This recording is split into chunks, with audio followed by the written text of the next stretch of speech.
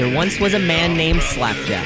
He was a big fan of the Rat Pack. He had a cool mask. I reached for my flask. But what happened to Dijakovac? That is... That's a little limerick. Snap, snap, snap, snap, snap.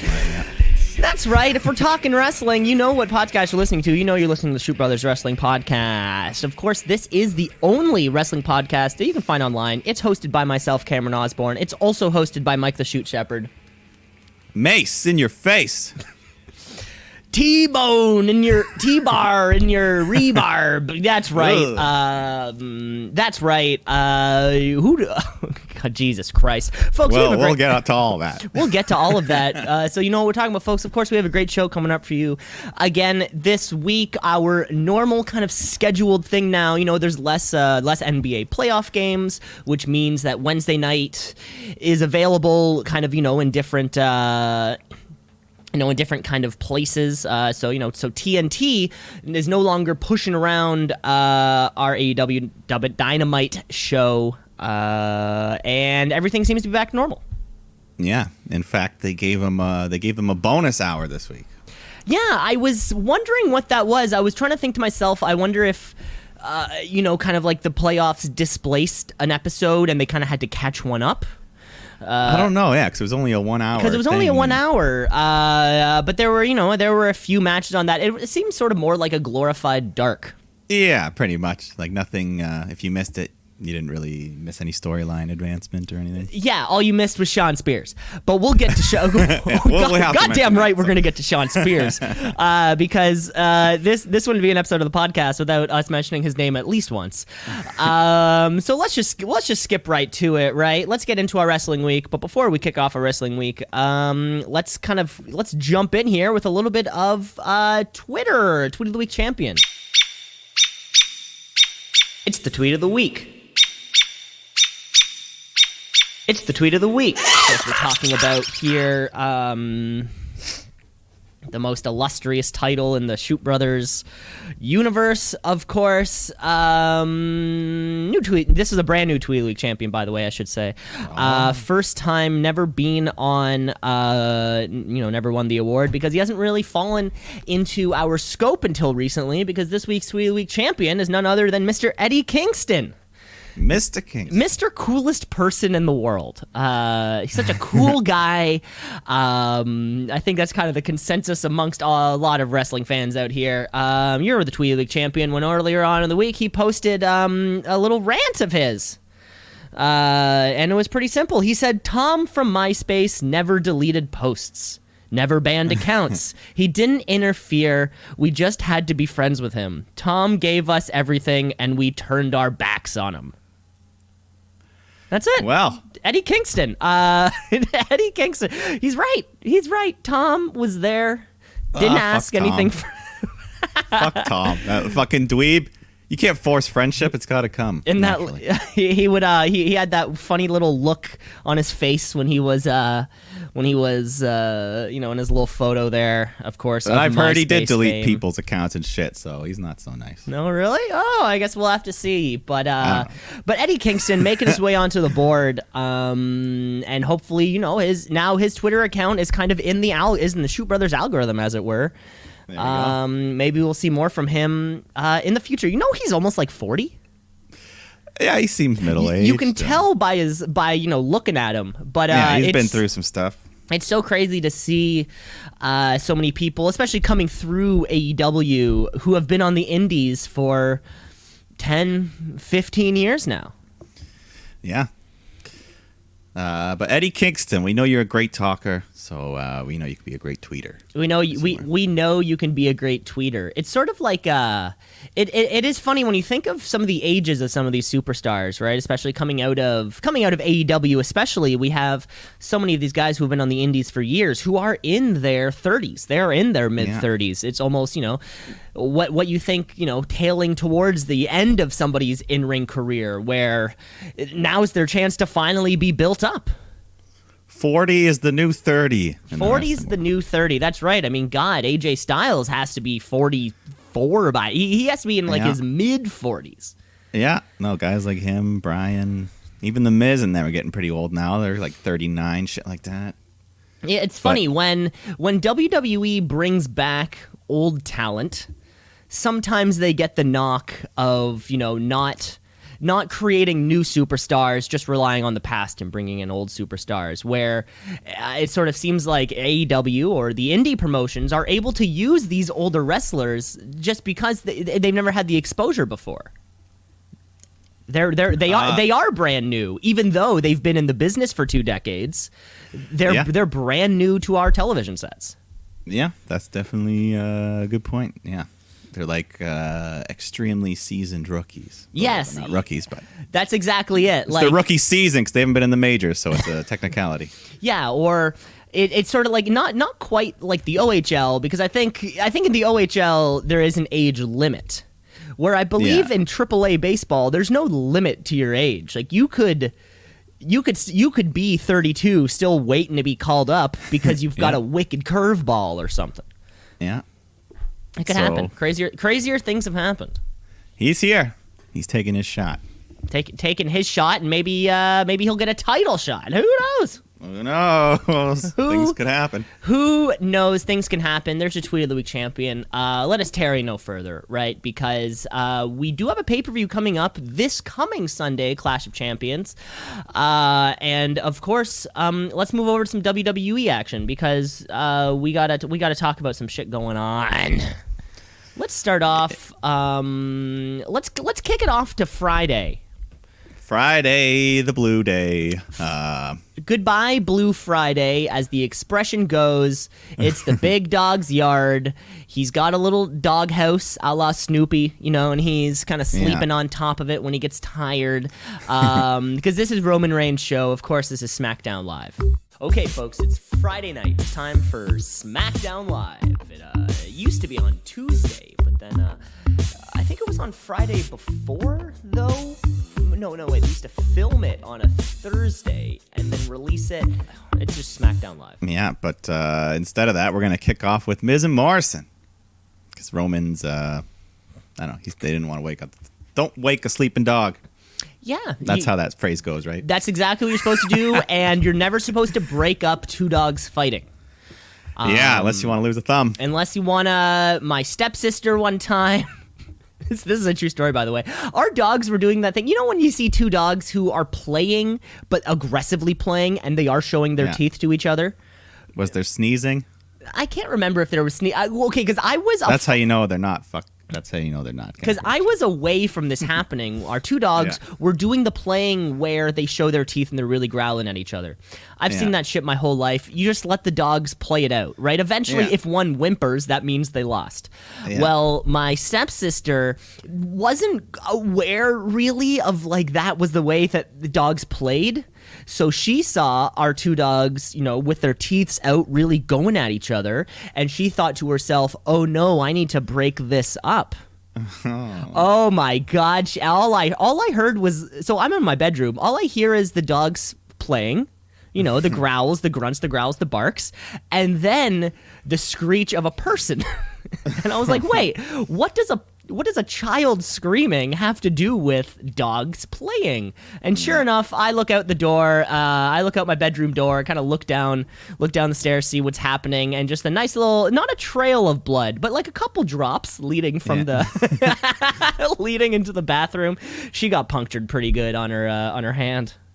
Ouch. It was a pretty good one, but there's a little dog safety for you. Like we said, we're not kicking off our show with dogs, so I think we're all clear for now. But we do have some Mizmo hitting the action. What do they call this? The dirt sheet. The dirt sheet. Yeah.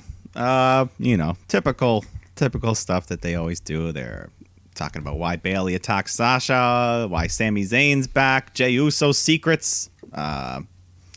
Sending Mandy to Raw. But he says he only did that so Otis can focus on being Mr. Money in the Bank and Universal Champ. But anyways, I don't know. This all leads to what? Otis comes down, he beats up Miz, strips him down to his underwear, his tighty whities. Yeah, at one point, Miz, that's that's the payoff. I'm glad I used that word. Yeah, the payoff was Miz in tighty whities. I don't think grown men wear, I don't think the tighty whitey underwear is even a thing anymore. Are people still wearing these things? I don't know. I haven't seen him in a long time, but and the thing that made no sense is he covers up and runs off all embarrassed, but that's like the exact same amount of skin he wrestles in. It's like he's like, oh no, I don't have my knee pads on. Yeah, I'm naked. So, anyways, Otis strips him. He runs off, but maybe this feud is leading to Otis losing the briefcase to Miz and Morrison because I don't know, them cashing in and failing against Roman wouldn't hurt them, I guess. Otis, I don't know. They don't know what to do with it. They really don't know what to do with it, and it makes you wonder, what things would have been like. Of course, we know how high Vince was on Otis and Mandy. That's why he won the briefcase. But Otis and Roman certainly isn't the match. No. Otis one day, we still like him. He's still a good babyface. Of course. Yeah. I'm still checking out that Instagram page of his with him and Chad Gable just lifting weights. It's the page you want to be on. But you're right. I can see a 2-on-1 handicap cash in. I think that would be interesting. Of course, has anybody ever cashed in on a non-heavyweight title? No. Is that in the rules? Has that even been attempted? I think you're allowed to, but no one's even, Like you cash in for the U.S. title. Like, yeah, odd. If you wanted to. But you could cash in for the 24/7 title. Oh, God. That's something R-Truth But John Morrison, Roman Reigns, that could be a really, really physical match that we've never, ever seen before. At least I haven't. No, that could be cool, and that could be, Roman's thing for the next little while. Do Jey Uso, do John Morrison, do all these guys you haven't seen before. Until we can build up a credible threat. Yeah. Then you get to your Big E or your Daniel Bryan, Kofi Kingston, any of those guys. Any of these guys. But Grand Metalik here to take on Cesaro. And it was kind of interesting because the other members of Lucha House Party, they were in street clothes, but they still had their masks on, of course. Of course. I've just never seen them not in their gear. Yeah, I mean, usually even when they're even of course, like in a lumberjack match, everyone's ready to go, and that's usually where we see Lucha House Party. Yeah, you're right. Yeah, the warm bodies. Kalisto had like a fedora over his mask. It was, I don't know. It's like it would be like hard. Like how would you kind of fit all those things on your head? Yeah. Anyways, Metalik does all right, but Cesaro hits him with a big uppercut neutralizer, gets the win. But Lucha House Party's going to get a tag title shot at Gold Rush. So I guess this was just a tune-up. Gold Rush. Yeah. We got we got so close to these tag belts, or maybe we're not even so close. We got one step closer to these tag belts kind of being unified, and now it seems like we're moving in the opposite direction. Not to say it can't happen soon. But Shinsuke and Cesaro, like we were just saying at the top of the show, I mean, these both have to be guys who are 40. Yeah, I'd say. Yeah, and putting on weekly consistent matches. Of course, Cesaro is just a freak of nature, athletically. And Lucha House Party, we know they can put on some entertaining matches. So hopefully this will be fun. It reeks of pre-show though. Well, we already know one pre-show match, so we'll see if they put it on a second or not. But anyways. We got Alexa Bliss coming out next for the Moment of Bliss. And, she's I like it. She's changing her hairstyle every week. It's cool. She had the little Chun-Li double buns going on up top. That's a video game thing. Yeah, Street Fighter. Chun-Li. I'm not being racist. Street Fighter 5, free to download on the PlayStation Store now. Use promo code ShootBros to get 10% off. Yeah. So Bliss is out here. She's on her own, though, because Nikki Cross is not the co-host this week. She's her guest. And I kind of liked they had some like backdrop graphics, like the cityscape, the buildings at night. Looked more like a talk show now, like Conan or something. Yes, I think they have done Maybe that they did it before. Maybe it's just been a while since we've. Of course, I don't think we even had Moments of Bliss in the Performance Center. That wasn't even where it is. But now we have more of a jumbo or a Titantron type setup. Yeah. So, anyways, we get Nikki out here. Alexa congratulates her on winning that title shot. But you know what this show is about. I've got no filter, so let's ask the questions that they want to know. What's your plan of action? Because you've already challenged Bayley and lost. You haven't beaten her all year. So Nikki's just like, wow, okay. I'll tell you why this is different. There's no Sasha watching over Bayley, and now I can just focus on her. And Nikki just cuts a nice little promo on Bayley, promises to become the champ. But Nikki's got a question for Alexa. She says, Lexi, what's going on with you? Last week you hit me with Sister Abigail, and of all the moves you could do, you hit that and then you just walk off. And Bliss says she doesn't know how to explain it. She doesn't fully understand it. There's just been a change, and she doesn't know how to control it. And before we can find out more, Lacey Evans comes out and just says, you nasties out here jaw-jacking like Dr. Phil. So she just makes fun of them, and eventually, I don't know. This gets to she blows in her hanky, tosses it at Lacey. Very un-COVID friendly stuff. God, Jesus Christ.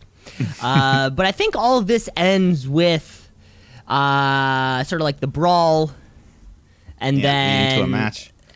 Yes. Yeah, Nikki Cross faces Lacey Evans. Fucking Lacey at one point just pulls out a bottle of hand sanitizer and just sprays it all over Nikki's face, and the ref just lets it go. The ref just lets it go. I guess. I guess now, well, I get Asuka's got her green mist, and now Lacey Evans has her bottle of hand sanitizer. Yeah. But anyways, Nikki Cross overcomes it, hits her twisting neck breaker to get the 3. And then after, Alexa just applauds her and says, that's my best friend. But Lacey crawls over to the announce table and starts yelling at Alexa. Says, what are you going to do? Get the Fiend? Where's my purse? And as she goes to leave, Bliss just gets up, looks to the sky in the trance, and hits a Sister Abigail to Lacey on the floor. And then she just walks off with that 1,000-yard stare again. I love it. I love the Bliss. Yeah, we didn't get any answers. we still haven't gotten any answers from Alexa Bliss. But we got vague. We got some vague. She's we keep getting like vague hints. A great way to keep this story going without revealing too much. When they go into that Sister Abigail and they kiss him on the forehead and then they smack him. Yeah. Do you think, I get that they're supposed to be kissing him. That's the bit, right? Yeah. That's the gag. Do you think they actually do it? And it wasn't until this Bliss Lacey Evans Sister Abigail where I thought to myself, did she kiss the forehead? I don't know. I don't know why that was the first thought that came into my mind. I mean, there's no fans there. I don't know. Or do you just kind of put your lips on their forehead? Well, I think for a lot of them, they're skin contact. Maybe not a full-on smooch, but maybe just a touch. Just a touch. Pucker up, Lacey. Yeah. I don't know. I don't know. That's why I thought of it. I feel like they do kiss them. Nice. Nice. My opinion. But then we get a sit-down interview with the boss, Sasha Banks. She's got a neck brace on. She's still hurting from that attack from Bayley, but maybe hurting even more on the inside. As Michael Cole asks her about it, and she just says, you know what, baby? Maybe Bayley was the one using me. Getting her to become Bayley Dose Straps and helping her defend the title and all the shit we've been through coming up together, the Performance Center, the amazing summer we've had. And anyways, I'm going to beat your ass and take that woman's title. But then, bam, Bayley comes in, nails her from behind with a chair. And people have to stop her from doing more damage. Another fantastic promo going on here. Bayley just really cemented herself as possibly the biggest heel in the company. Yeah, she's right up there for sure. If not, I mean, certainly the women's division. If not, the rest of SmackDown. If not the rest of Raw. If not, if the rest of the world. Yeah, you could. You could go. One could argue. I mean, I think that she's the biggest heel in the women's worldwide division. Yeah, she has to be. Yeah, this is going to be great, and this is going to be the top feud for couple months, and everyone's just fucking knocking it out of the park. I gotta say. Yeah. So I mean, we don't know when we're going to get that match. There's Hell in the Cell around the corner, a Survivor Series. Hell in the Cell. Yeah, Hell in the Cell. Okay, right. Is that the next one after Clash of Champions? I think it's Hell in a Cell. I mean, there's a takeover in between, but right. Clash of Champions, and then like Hell in a Cell, and then Survivor Series. Okay, This is looking good. Yeah, the rest of the year we'll cruise in. No Saudi shows, so we can avoid all that Thank shit. God. Oh my God. I was worried we were gonna have to talk about another Goldberg match. Yeah, well, you never know. Don't say that. AJ Styles taking on Sami Zayn. The first Sami match in like 6 months, so it's great to see him back. And they're having a good time. We're getting some good wrestling here. Sami tries to cheat, grab the tights on AJ, but the ref stops him. But AJ uses the same trick, grabs Sami's tights, gets a 3 count, and he wins. So afterwards, Sami's complaining until Jeff Hardy comes out, beats him up, grabs a ladder, sets it up in the ring. But Sami Zayn escapes. So Jeff just grabs the mic and says, I'm sick of all this bullshit going on with this Intercontinental title. So let's end this at Clash of Champions. I'll fight the both of you. Triple threat ladder match. Oh, I'm baby. Down. Yeah, that could be match of the night, match of the month, match of the year. Who knows? I won't go that far yet. Oh my God. First off, I think the only ladder match that AJ Styles has been in that stays on my mind was the TLC match that he was in with Dean Ambrose years and years and years ago, which fucking knocked it out of the park. I can't think of any amazing. He was in this year's one. Money in the Bank, but that wasn't really a proper ladder right. match. That was its own thing. Right. Yeah. Someone's gonna get Blue Thunder bombed off of a ladder through a ladder onto a ladder through a ladder. It'll probably be Jeff Hardy. Even at 40, whatever, he's still fucking breaking his body. Yeah, everyone's gonna get hurt. Sammy's gonna take a big bump. He's the heel. He has to. I guess AJ's the heel as well. But that's just gonna be a great match. We're all looking forward to that. It will be great. It'll be new. I think looking at this Clash of Champions card, this may be my most kind of excited for match. Yeah, no, I would say definitely in regards to the in-ring quality that you're going to get. I'd say so. Yeah, nothing better. Yeah.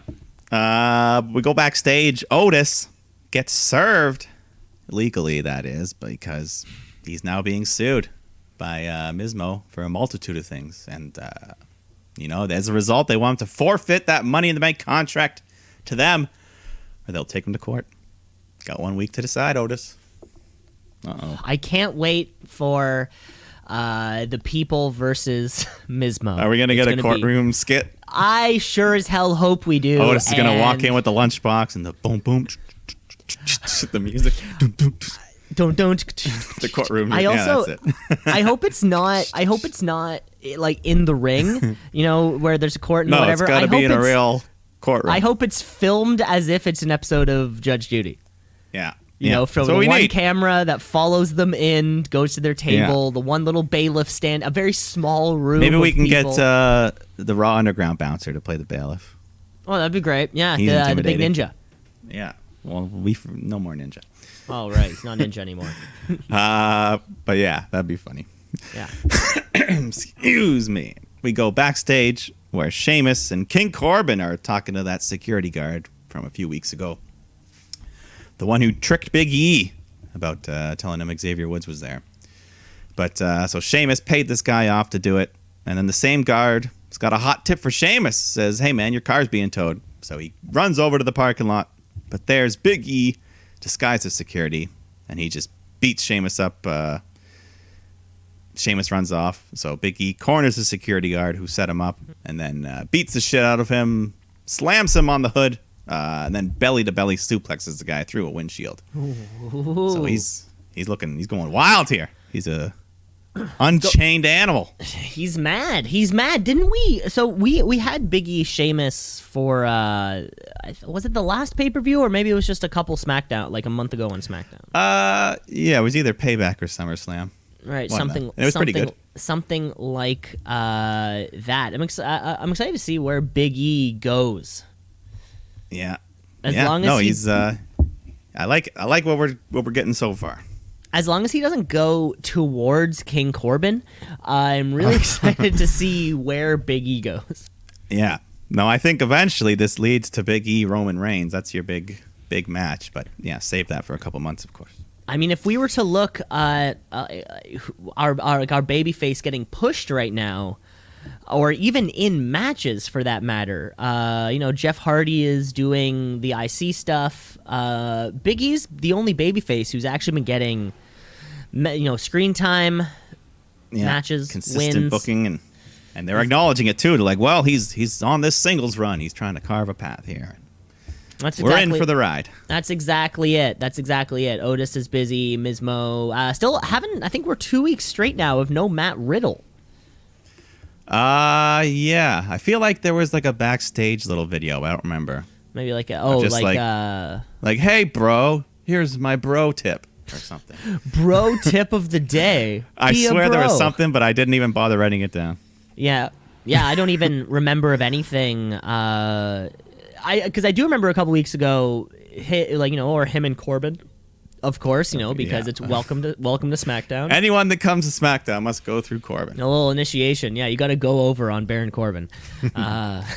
He's the Glass Joe of exactly. For all you Oh my God! All Exactly. you Punch-Out fans. No, that's exactly it. Then we get another quick teaser, the little vignette of the blonde woman getting all prepared. We still don't see her face, but I think we both agreed Carmella's probably the likely candidate. Yes, mainly because there's not many women that I can think of on SmackDown who it would be. Yeah, and we've seen Lacey Evans, we see Naomi. We see Nikki Cross. I mean, we know it's not Naomi just based on the back shot. It's not Tamina either. So I guess I mean, really, it's a smaller list. I think Dana Brooke is on Raw. Yeah, Carmella, we haven't seen her in months, and Has we'll she been around? I can't think of the last Carmella thing. I'm trying to remember if she was in Money in the Bank or not. She may have been. Maybe not. Yeah, but even then, that's shortly after Mania. And then that's a long time. So, but let's go to the main event here. We got the Samoan Bloodline, Roman Reigns and Jey Uso taking on Sheamus and King Corbin in a Samoan street fight. So, same rules as the regular street fight, but just half of them are Samoan. Yeah, but before the match can start, Roman gets on the mic, cuts a quick promo, just saying, "This is my yard, my island, my ring, my WWE. So if you want it, come and get it."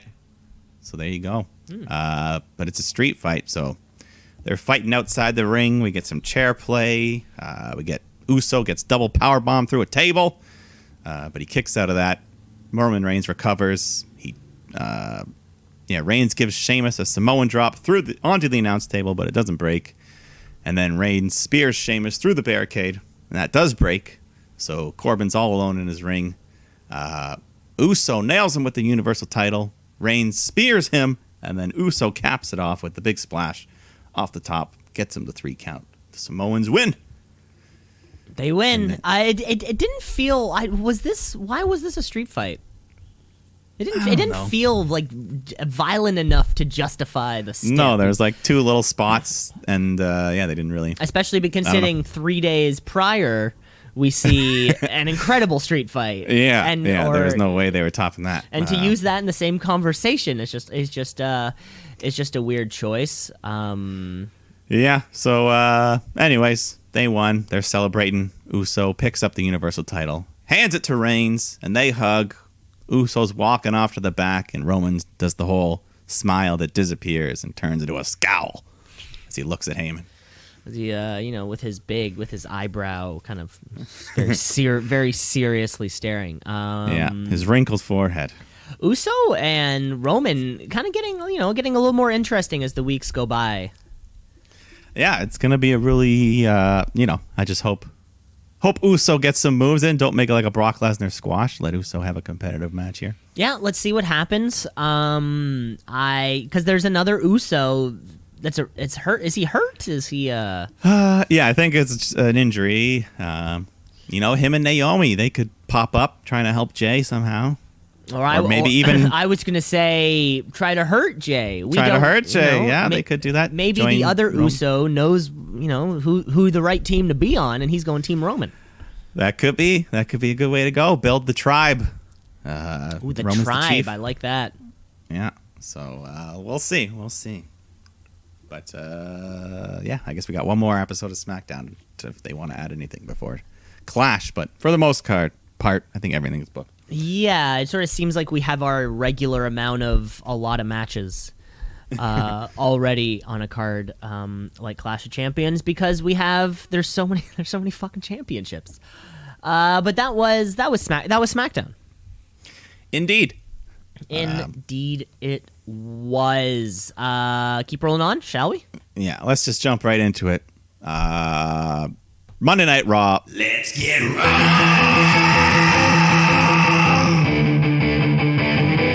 Let's get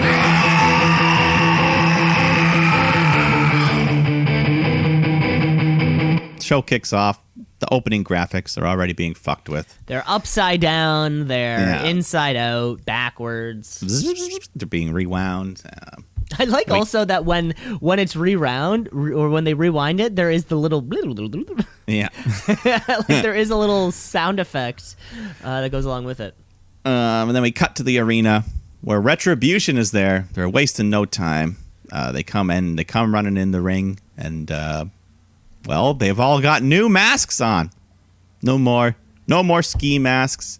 The women, Mia Yim and Mercedes, theirs was like a Hannibal Lecter type mask. Dijakovic looked just like Bane. I think Dio Madden, he looked like the Predator. Mm-hmm. Or is it just Predator? Is it the Predator? I think it's the Predator. Is there more than one? I can't remember. Or do they have I know the alien from Alien is Xenomorph, so maybe he's got an official name. That's a good point. No, I think there's a Predators movie where they go, they end up on a planet of predators.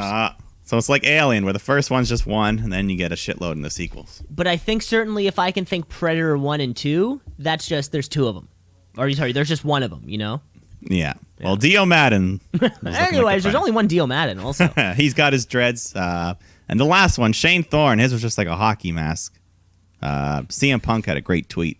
Did you see it? I did. I saw that one because it doesn't look like it looks like who had the first goalie's mask? Was it Jacques Plante? I think so. Yeah, he got injured. And it's not the goalie mask that we know today. It's just sort of like stuff. The whole. It literally looked like a paper plate with things cut out of it. Like kinda, yeah, kinda. But you know what? I will say I like them better than the ski masks. As much as it's a little bit of individuality. Yeah, certainly. There was a lot of flack online. I like the masks better than the names. I'll say that right now. But we don't find out all their names. We only find some of them out, and that's a bit later. But Michael Cole tells us that Retribution, they've officially signed a contract. They're now a part of WWE. Hold up. Yeah, so they've signed a contract. I don't get this. Because to me, wasn't Retribution like the anti-superstar?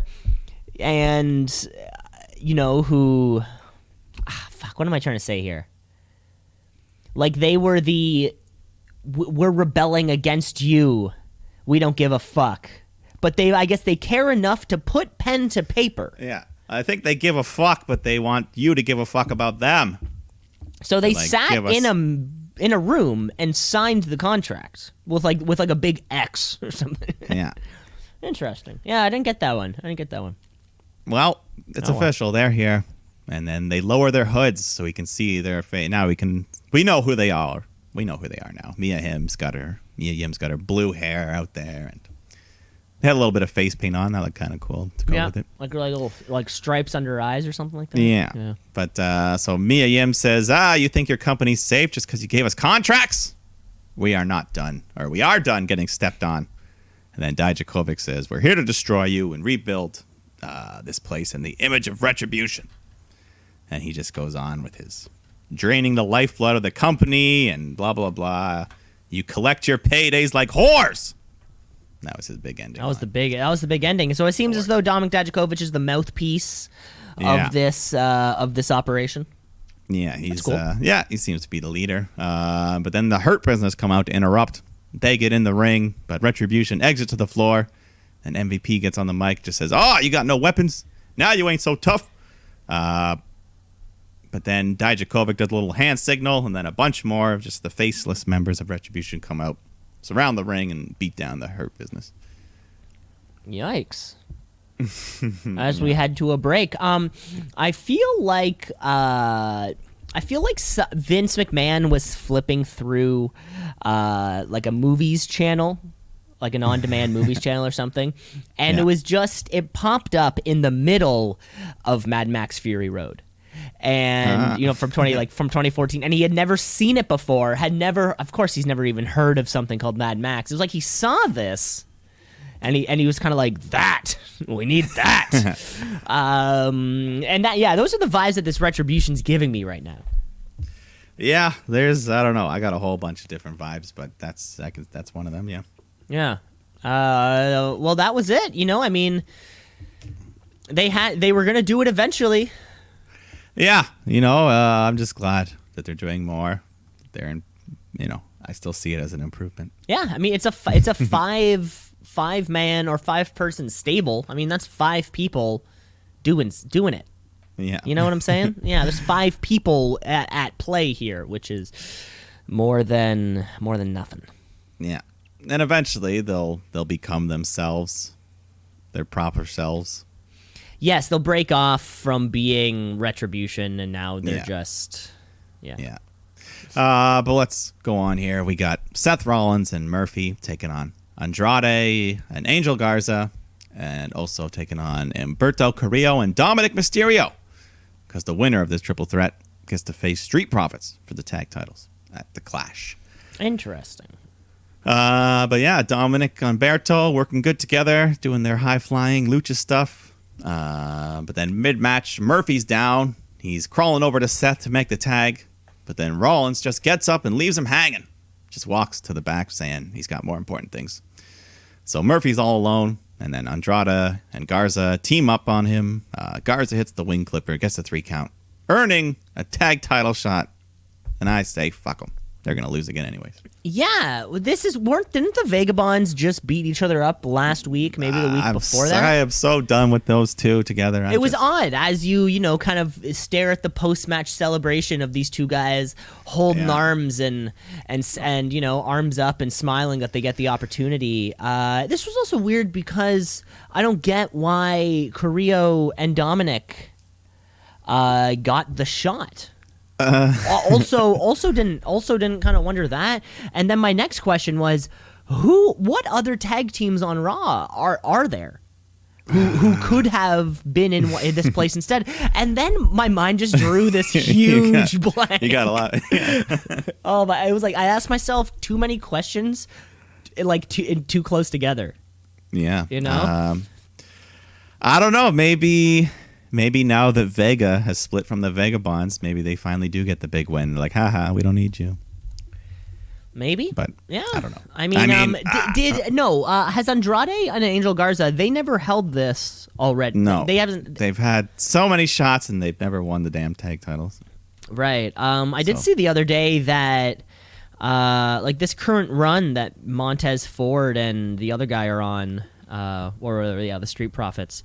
It's like the longest since they split the brand back in 2016.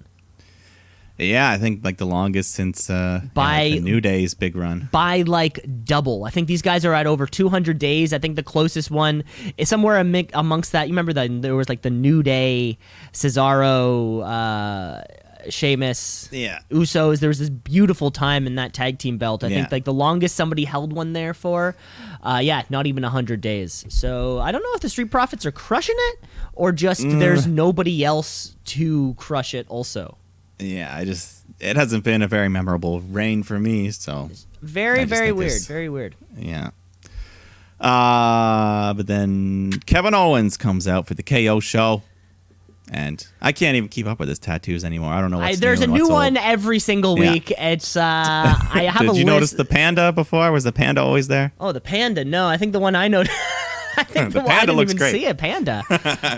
I think the He's one having a whole zoo by the end of it. yeah, I think the one I noticed this week was it's like a skull with a cross with like an X under it. Yeah, I noticed that on his hand. On his hand. That was what I couldn't noticed make out this week. the crossbones. I couldn't tell. It almost looked like it was.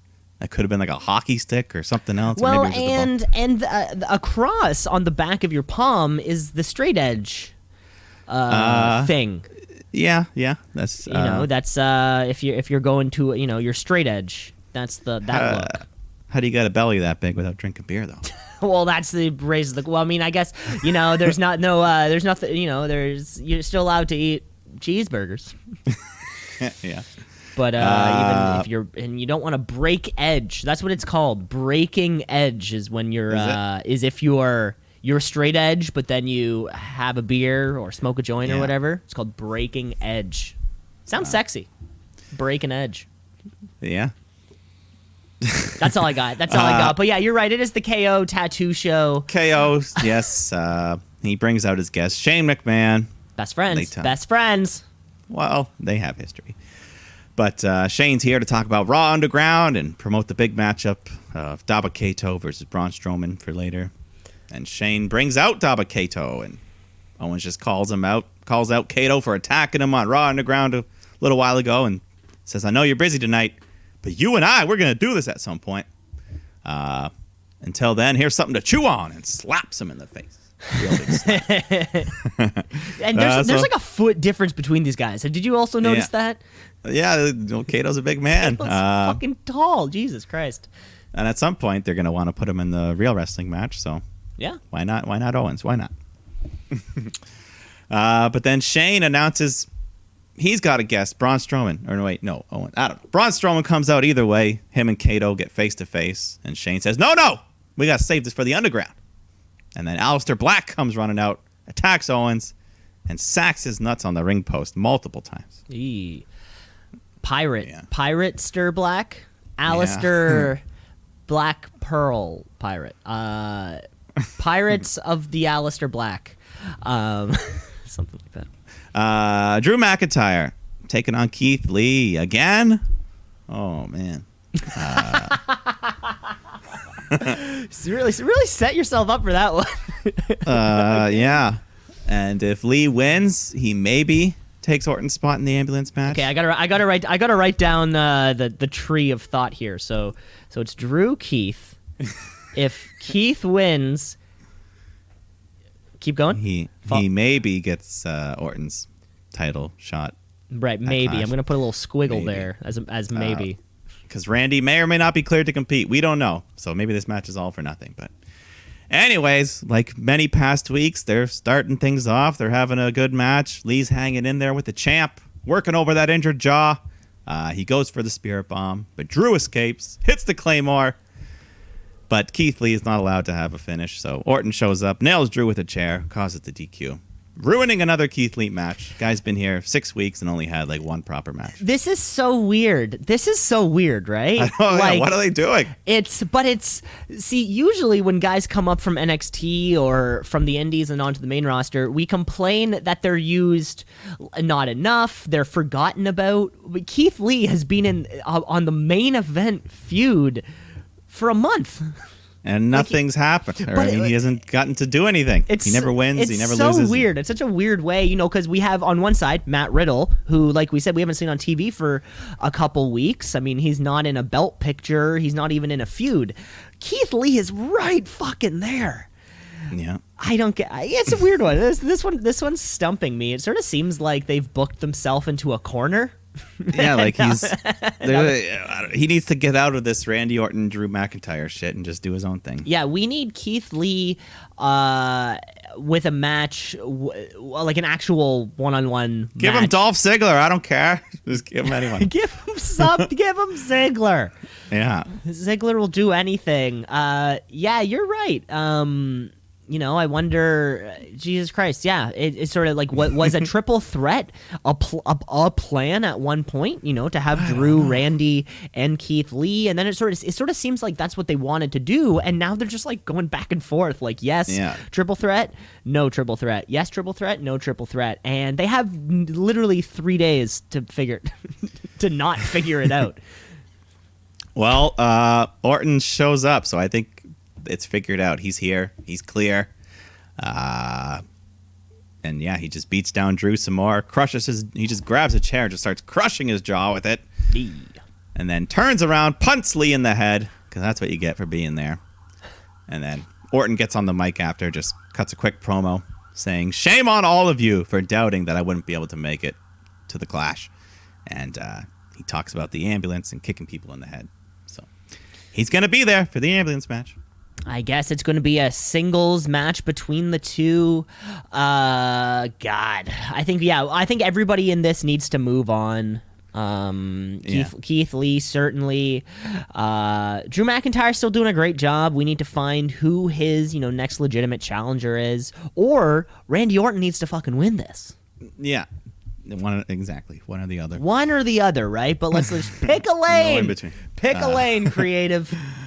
But let's go backstage. Billy Kay approaches Asuka and says, "Hey, if you're handing out title shots, how about me?" And then Peyton Royce walks up and says, "Give me an opportunity, right, Billy?" So Billy's like, "Yeah, or either one of us." And then Asuka's just like, "You still friends?" Asuka with the line of the year in such a weird, inconsistent kind of few episodes of Raw. Yeah, so I love that. Did she shoot that line? I think she was shooting that line. She was like, wait, you guys are friends? But they say just because we aren't a tag team anymore doesn't mean we can't support each other. Oh, I was going to say because Peyton Royce whipped you into Raw Underground. That's why you're not friends anymore. They flip-flopped on that oh, week my later. God. Somebody do something. Well, why did they break them up? That didn't need to happen. It's just like, or like, yeah, there didn't need, that stipulation didn't need to exist. Or I understand if you lose the match, you can't be a team anymore. And then it just means you can't be a team anymore. It doesn't mean you can't be friends. It just means you can't compete under, Cody Rhodes, of course, had his, if you lose, you can't challenge stipulation there. Like, that's fun. But, what the fuck? Yeah. Well, and the Iconics, let them have their theme song and shit. Yeah, the little pose. But Asuka says she's ready for them, so we'll see. But we get some other women's action. Zelina Vega taking on Mickie James. Winner faces Asuka for the title at Clash of Champions. So let's make it official. Zelina Vega looking good here. She hits the backstabber, gets the win. So she's going for the title. That's fantastic. I dig it. Vega. Watching this match, this was the first time, and I think the tag match on AEW also sort of like made me think about it. I was like, God damn it, some of these women are short. Yeah, Zelina Vega especially. So I was like, I thought to myself, how short are these women? You know how tall Zelina Vega is? I'm gonna say 4'10". 4'11". Wow, that's still so short though. Isn't that so short? And I think to give you like a range. Like Sasha Banks is like 5'4". Yeah, I'm gonna say like Bliss, Dana Brooke, Asuka. Do you have Casey Catanzaro? I feel like she's the shortest of all. Casey Catanzaro. Like I was just like looking around. I was like, oh Jesus Christ! Bayley looks so much bigger than half of this roster when she's put up beside them, or somebody like Lacey Evans. Yeah, back in the day they used to. I'm glad they don't anymore, but. Because of that reason, the women are so short. Back in the day, all women battle royals, you only had to go over the second rope and out. because it was like you might not be able to. Well, I feel it's like a 12-foot drop for you to the floor. I feel as though also the level of physicality between previous women's divisions and now, I would say the women are far stronger generally, more talented, more athletic. They can take the bumps. All of those things. Of course, Charlotte is able to send you over because she's she's a physical freak. Yeah, and we're wishing she's still in recovery. I heard a little while ago, I heard Ric Flair talking, but who knows if he's right or wrong. He said, sounds like she could be out for a full year. Miss Charlotte Flair. Yeah, he says a lot of things. I know, he says a lot. He's a crazy rambling dad. But Charlotte whatever. Flair, you're the biggest draw in the business. Yeah. My 16 world championships are not as worthy as yours. Yeah. Oh my God. Because she's got to be probably close, maybe 5'10", if not 6 feet tall. Oh yeah, yeah. She's tall. She's very big. But then we get a vignette for Bianca Belair, as she's working out in the Pumping gym. iron. Yeah, and there's some dudes there. She just starts clowning on them, just doing better workouts than them, making them look like fools. The EST of WWE. So months later, they're finally starting to hype her up. So finally starting to hype. Well, I think last time we saw her, she was friends with Ruby Riott. Yeah, and then they're like, we're going to put you back with Liv. So Belair's like, but yeah, hopefully this leads to her just getting a push. She deserves it. Mm-hmm. But then we get some footage. Some footage from earlier in the day where Tozawa and a referee, they're on the beach, scoping out. They're in the ocean waiting for R-Truth because he's got that 24/7 title, and Truth comes down to the water. But then we see a fin. Not Balor, a shark fin. Truth just screams, shark! And people start running away. Tozawa and the ref, they're still in the water. Truth drops the title into the water and runs off. But then he comes back 20 minutes later with his little snorkel gear on. He finds the belt. Or no, little Jimmy, his invisible friend, finds the belt. Do you know the story about little Jimmy? I don't know. I was so lost by that. Yeah.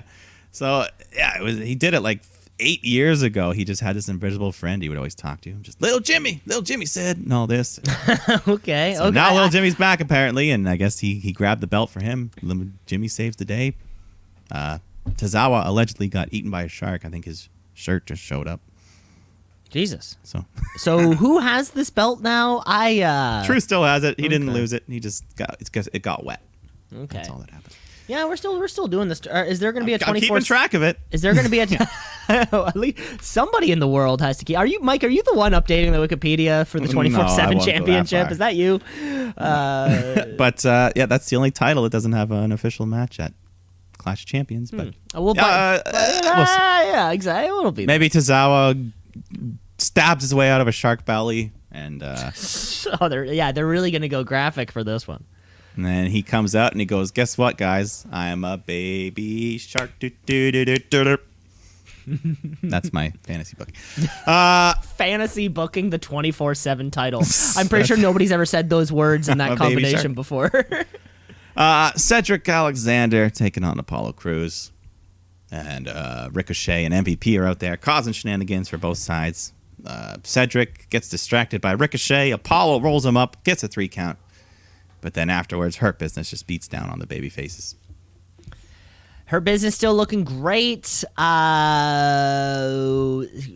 Alexander, fresh off of his heel turn, kind of gets sacrificed a bit, I feel as though, to Apollo Crews. But it's great to see a high-flying matchup like this. And Ricochet, god damn it, that guy. You know what I'm saying? He's so good. That guy. He's one of my top sellers going right now. And doing a little Ricochet YouTubing the other day, I found this match from probably like 3 or 4 years ago. Some indie promotion, I can't remember who it is, but it's Ricochet and Mustafa Ali. And it looks like it's in like a venue like the Cathedral. Remember that place? Yeah, we played there. Kind of like where it's like lowish ceilings, very, very, very, very dimly lit. And if I can find it, I'll see if I can send you that link, because it's one hell of a 12.5 minute bang bang bang bang bang bang bang bang. It's pretty cool. Cool. Well, let's go to Raw Underground. We got Arturo Ruas taking on Dolph Ziggler, and they have a good little fight here. Ruas looking good, but then Ziggler locks in that deep sleeper hold, forces him to tap out. And we've got a new addition to Raw Underground. Brianna Brandy is the new interviewer there. She just kind of asks Braun about the match and stuff. Okay, now, new question. Yep. Because, just as you are keeping track of the 24/7 title, Mike, I'm keeping track of the illustrious Brand to Brand Invitational.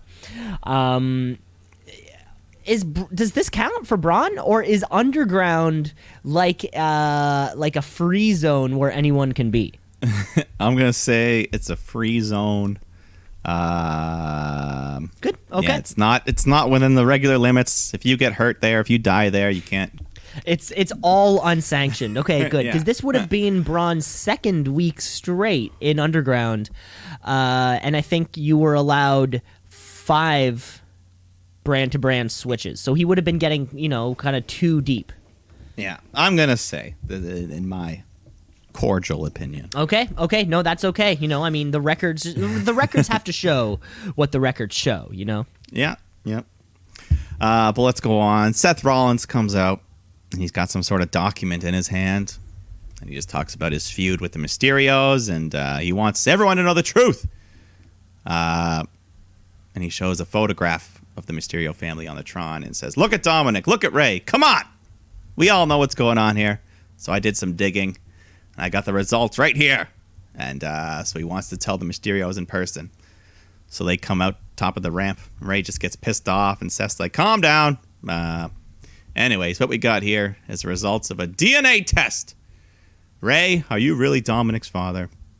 And then he pulls out the paper, says the truth is, the results are conclusive. You are not the father. Didn't we just do that? Didn't we do this like 25 years ago?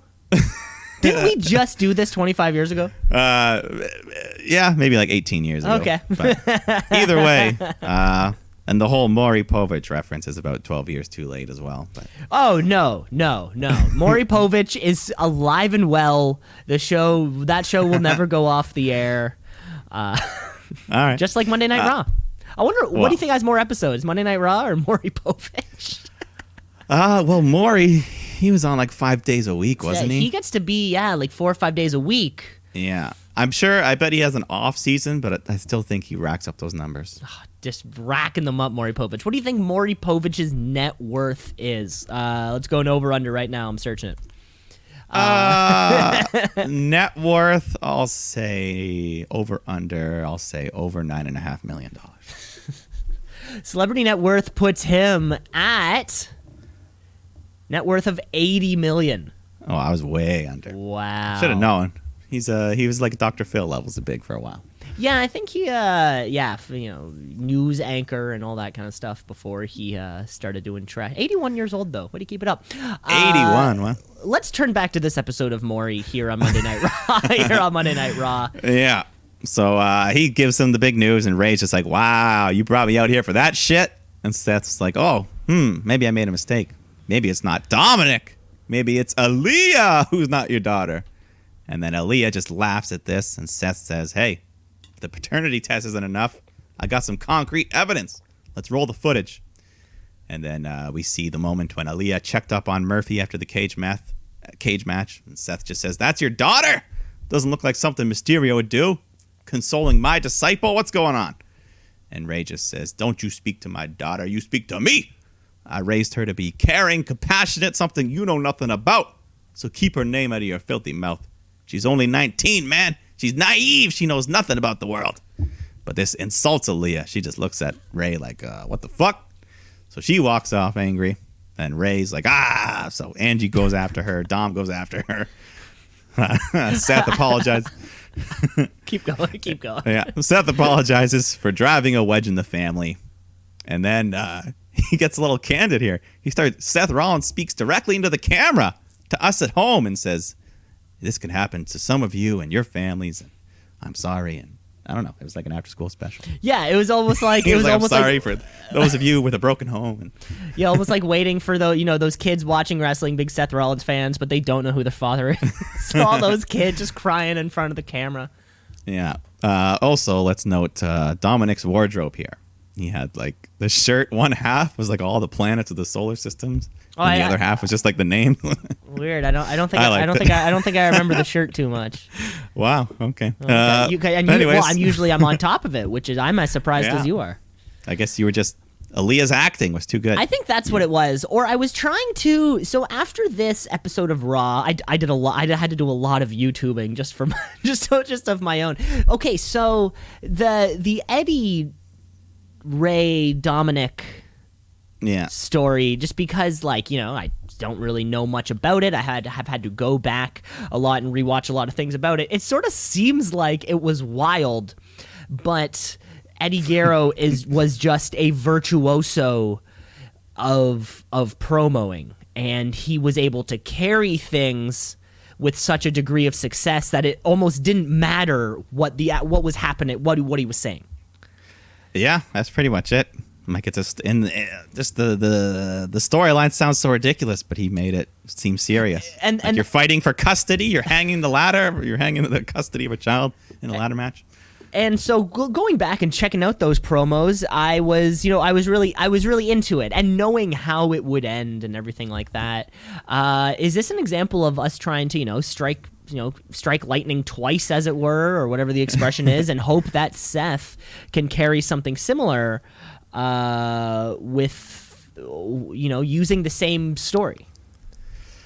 Maybe. I don't know. I'm intrigued, though. I like how they're getting Aaliyah involved as well now. Yeah, just a new different way of doing it. I don't know. We'll see. We'll see where she goes. But we got some tag action in the meantime. Nia Jax, Shayna Baszler taking on Natalya and Lana. And once again, I think Lana's looking good here, but she's just basically the punching bag, but she's taking good bumps. Nia tags in Shayna. She locks in that Kirifuda clutch for a quick tap out. And then after the match, poor Lana is put through the announce table. So they're really sticking it to Lana. I feel really bad. Yeah. That's really unprofessional. No, she's getting on TV. I like it. Yeah, hey, at least you're on television. Yeah. But then we go backstage. Aaliyah Mysterio is bickering with her father. And she's like, I only came here to support Dominic. But this is too much for me. I'm just a naive 19-year-old girl, aren't I? And she walks off again. So more family drama. More family drama. The Mysterio family. I hope we build on the Mysterio family. Maybe get like an aunt, an uncle. Yeah, I would love if there's like a matriarch of the family, the grandma who, and we get the bit of grandma making her way down to the ring and then like knocking Seth Rollins on the nose with the stub of her cane. Yeah. Just put her in the corner in a rocking chair. And then she's just sitting there. Yeah, that's all I want. Yeah. Grandma Mysterio on a little rocking chair, knitting. Yeah. And when you get too close, she just starts poking at you. Exactly, something like this. Some real, She's got her shelf arm grabber thing. Yeah. The little thing. Of course, you can grab Seth Rollins' bun, or she can go over to the little table and grab some Fig Newtons. I mean, and there you go. And everything in between. But let's go. Asuka's taking on Peyton Royce.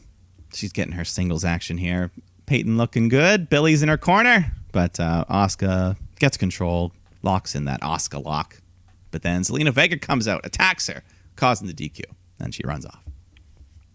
Peyton Royce is looking good. Her in-ring ability has shot up a little bit lately. And she's been given an opportunity to prove it. And at the very least, and then they're letting Billy stand in her corner. At least let her stand in the corner. Be the mouthpiece, or a little bit more. Yeah. Mm-hmm. We go backstage again. Aaliyah, she's sitting alone, crying a bit, when Murphy approaches her and just says, "Don't be afraid. I just came to apologize. This whole thing got way out of hand, and if I did anything to hurt you, I'm sorry." And he leaves. So we're just planting those seeds. Aaliyah's first love. First love, for going to the prom. With a man like 12 years older than her, maybe. Yeah, and what I do like about the Mysterio family drama now is I didn't think we'd be here 6 months ago. No, I had no idea. I mean, we were just, we got those teases of Dominic and Brock Lesnar. We're like, okay, we'll see him back in a bit. And that was, when was that? Was that Survivor Series? That was, I guess that was about a year ago now. So if you would have asked me, would, Ray and Dominic, giving a little stereo 619 to Brock Lesnar, would that's where we started, and now we're at Murphy and Dominic's sisters, possibly the flowering of a romantic relationship. That's a ride, man. They're telling us a story. Yeah, so fun. This is so fun. Yeah, I'm all aboard for now. Choo choo, choo choo. Let's take this train to Raw Underground, because the train is here. The Strowman Express is taking on Dabba-Kato, as we were promised. Strowman, once again, those gardening gloves. He doesn't want to get these hands dirty. The gloves and the shirt. That I don't know. It's an odd look. It's a weird look. It's a weird look. I think what it is. I think what it is about the shirt for me is that it's a normal. It looks like a normal T-shirt. Like the neck ring is the normal place where a shirt would be. You know, where the ring would come around your neck. But Braun Strowman doesn't have a normal sized neck, so it just looks like aesthetically. Just give him the low hanging. Tank top, you know that look. Let's let that barrel chest stick out. Well, yeah, it just looks weird. It looks, let those puppies breathe a little bit, I hear you. But anyways, they've been hyping this matchup for a week, and it was pretty short. They just kind of exchanged blows. Braun nails a big right hand, followed by a splash, some mounted punches, and the ref stops it. Braun wins.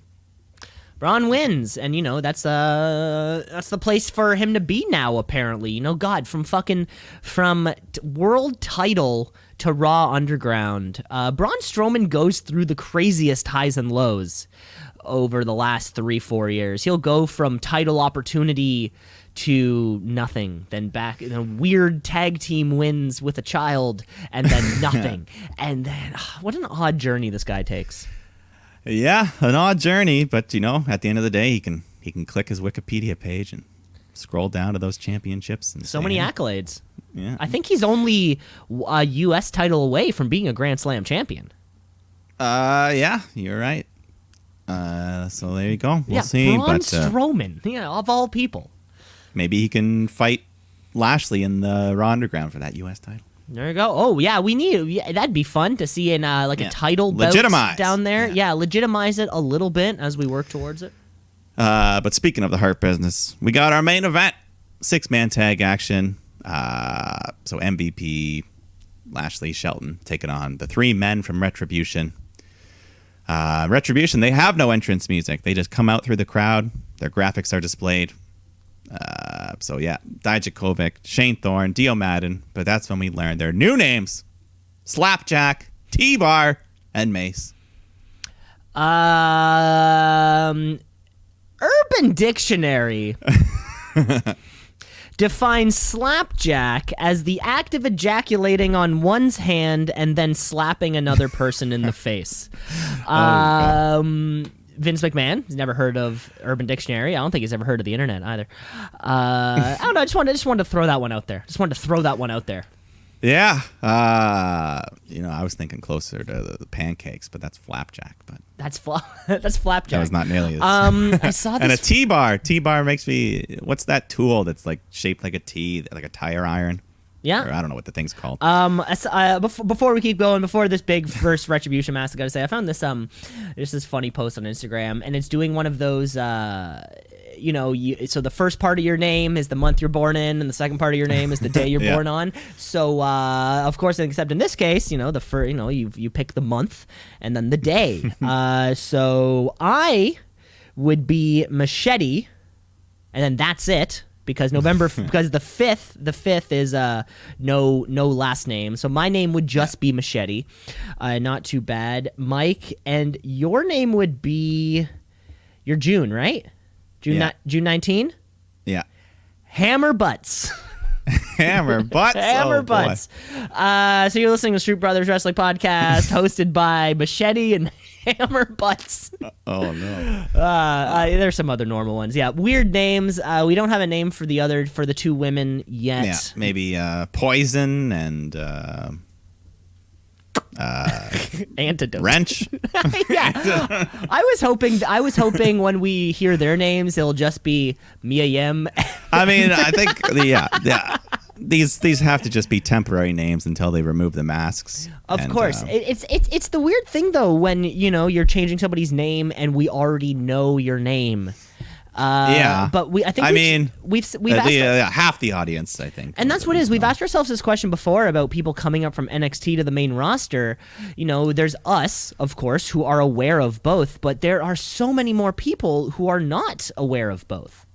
And this is the first time they've seen Dominic Dijakovic. It's the first time they've seen Shane Thorne. It's the first time we've seen Dio Madden since he took an F5 through a table. Yeah. People, and probably a lot of people don't remember that, I bet. No. Because it was like a year ago. So, yeah. Anyways, we'll lose those names hopefully sooner than later. But in ring, they worked well together, working good as a team. But Lashley was looking like a monster here. He's got Slapjack in the hurt lock, but then T-Bar hits him, makes a save. But that's too much for the ref. He says illegal contact, calls for the bell, DQ. And how's that illegal contact? Because the non-tagged-in partner attacked the guy. So you're telling me... I mean, they let it go a lot of the time. A lot? I was thinking most of the time. I mean, AEW for sure. Yeah. And where I mean, the ref's supposed to do his 10 count. Maybe he did his 10 count, and the guy didn't get out. Yeah. You could be right. There's been worse DQs than this. But I'm not saying I agree. But anyways, Retribution, they just swarmed the ring, beat down the Hurt Business. So then Drew McIntyre comes out with the whole Raw locker room, and they fight off Retribution. Drew clears the ring, but then Randy Orton appears, hits him with the RKO, and we end the show with Orton just standing tall as there's bodies all over the place. Just chaos. It sort of seems like, this was a weird placement for the match, especially, on paper, Retribution losing in their very, very, very first match. Although it was a DQ and sort of things like that, it's also weird for these two heel factions to be going at each other so early on. Does that make sense to you? Yeah, I mean the Hurt Business, they're playing this like most of the time they're heels, but then they seem like they're big baby faces going against Retribution. It sort of seems like this whole match was just to set up Randy Orton giving Drew McIntyre an RKO and standing tall. It sort of seems like that's what, especially the way that the rest of the locker room came out, the bodies everywhere, like you said. And in that regard, it worked, I'd have to say. Yeah. And, I think we still haven't seen Retribution appear on a pay-per-view. So, I don't know. Maybe they'll do something on the Gold Rush. Yeah, they could invade Gold Rush somehow. But like I was just saying, without a real babyface stable to kind of go up against, I'm curious to what Retribution's next step is. And I'm not learning the names, by the way. It's Dijakovic, Dio Madden, Shane Thorne. I mean, I can't. I'm not going to be able to remember. I can't forget. That's how bad they are. And that was Monday Night Raw, folks. That was the entire show. Randy Orton stands tall.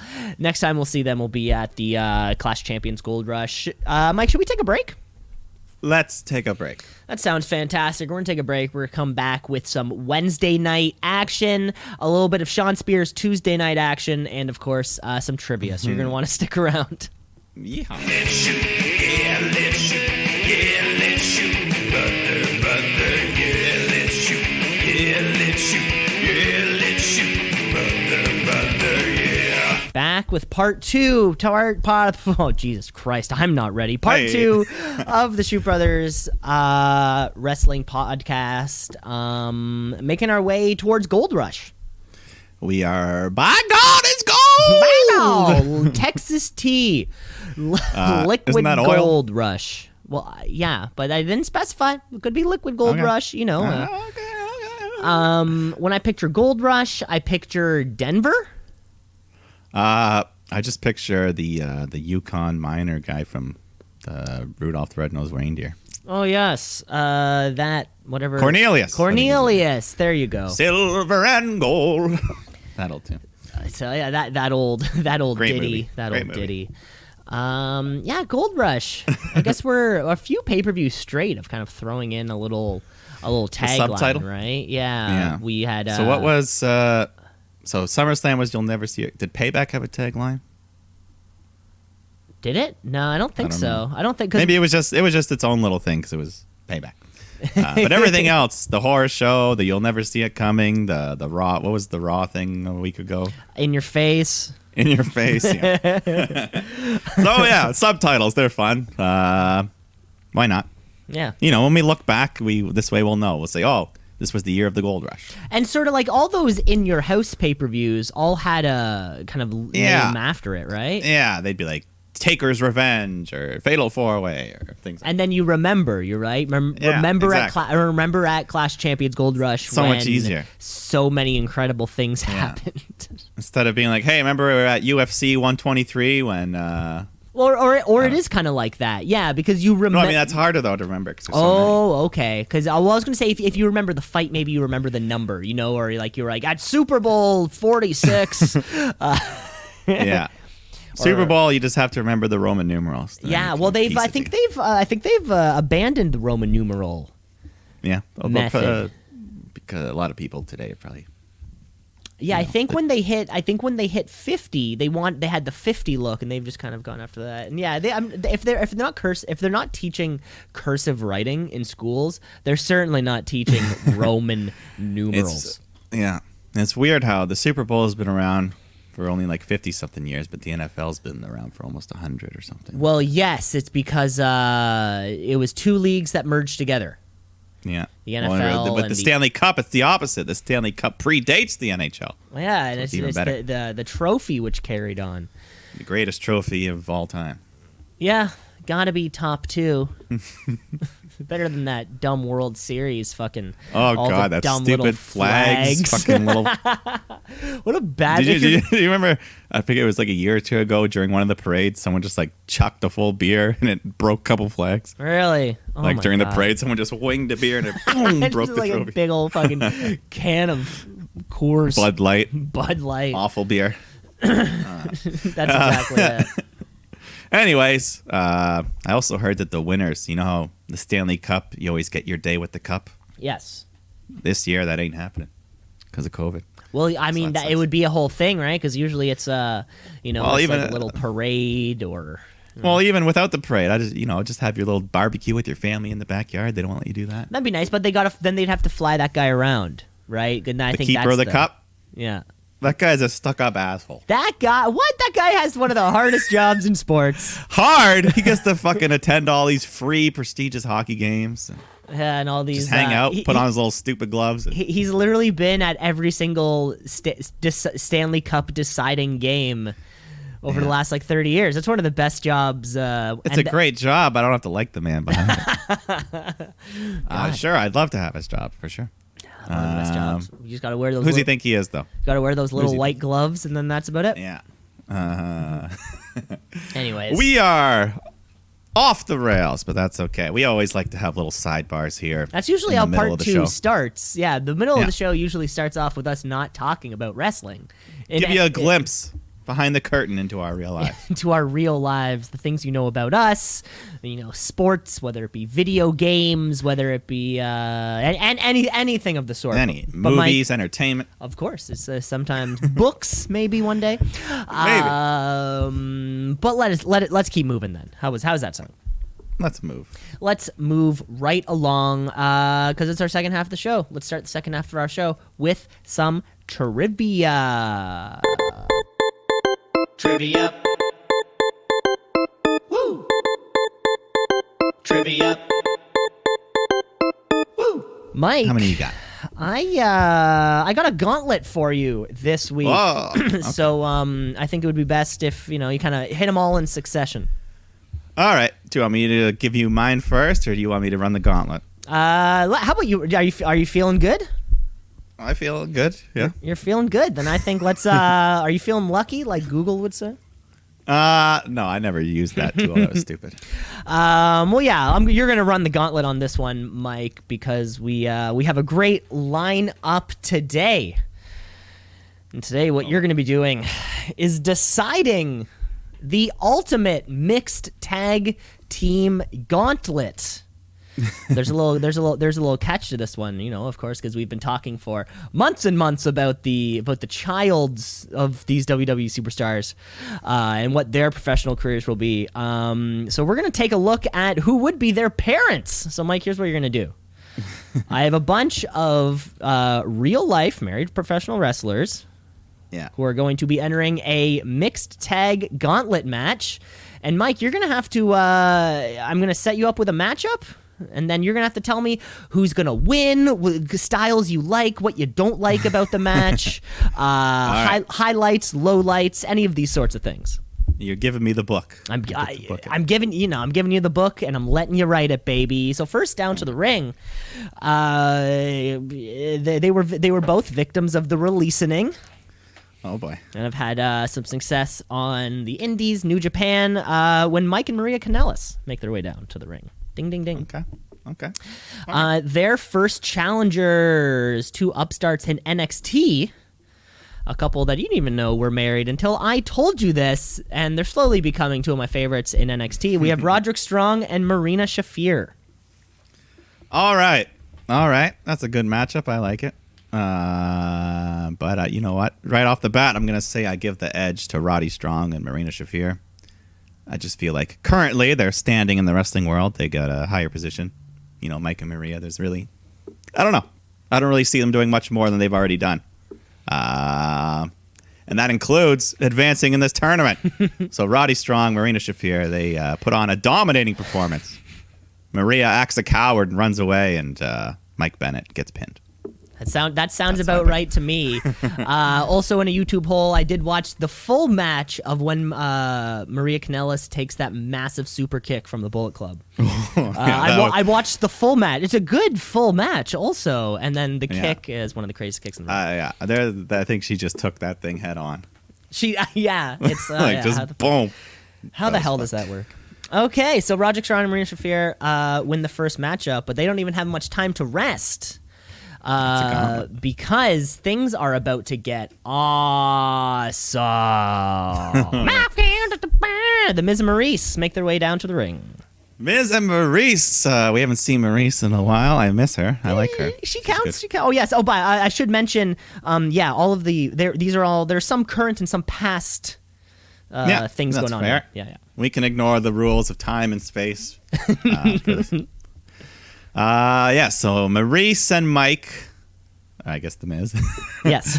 I guess that was their show. Miz and Mrs. That was Miz and Mrs. Never saw it, but I know it exists. Me neither.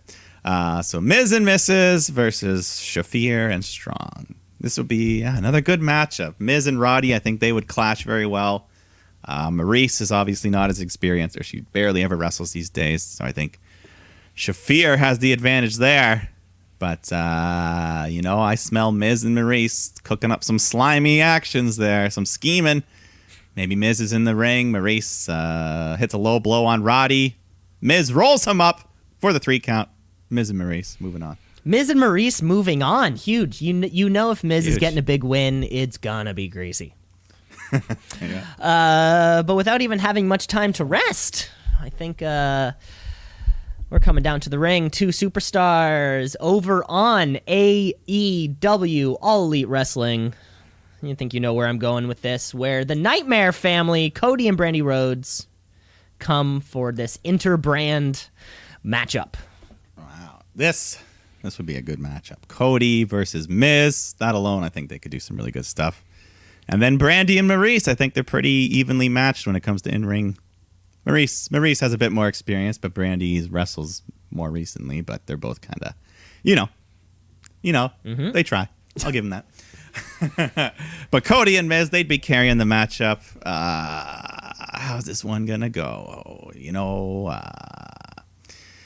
Right now, Cody, he's one of the hottest stars in his company, so I think he's got the edge. I think Miz and Maurice, they keep trying those shenanigans. But Brandy's able to block Maurice. Cody hits the crossroads and pins the Miz. Cody and Brandy coming out of this mixed tag team gauntlet. We're about halfway through this gauntlet, too. Hopefully they can keep it up. But coming up next, these AEW competitors are going to have to challenge someone they've never challenged before because they're on WWE. That's right. Next down to the ring is Jimmy Uso and Naomi. Okay. As we were saying earlier, we haven't seen Jimmy in a while. Haven't seen Jimmy Uso in a while. But, much like his brother, maybe he can forge, I guess it's still a tag team, but he can show, hey, I'm more than just a brother. I'm a husband. So him and Naomi come down to take on Cody and Brandy. But, I think Cody, like I said, he's on the rise, or he is. He's one of the top guys in the company. And Uso, Jimmy, he's been away for a while. He he's missing a step or two, and Cody takes advantage. But this time it's Brandy who pins Naomi with a big elbow drop off the top rope. Big elbow drop off the top rope. Because she needs a spot. Of course, give her a spot, Cody and Brandy, for the 1, 2, 3. But then all the lights go dark. Uh-oh. And then we start hearing the sounds of motorcycle revving. And then coming down the massive WrestleMania-sized ramp, a massive motorcycle, 2 leather-clad competitors, big green flashing everywhere. I think that's his color. And of course, it's time to play the game. Triple H and Stephanie McMahon make their way down to the ring for another inter-company battle. Yeah. And this is a big one. This is a big one. Triple H versus Cody.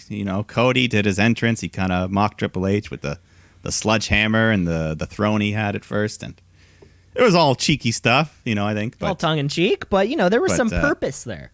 There was some purpose. Cody, he was a little bitter with WWE and Stardust and not letting him reach his potential that we know he can. So this would be a good, I think this would be an intense match. Triple H and Cody once again. The men carrying it. Nothing against Brandy or Stephanie, a former women's champion in her own right.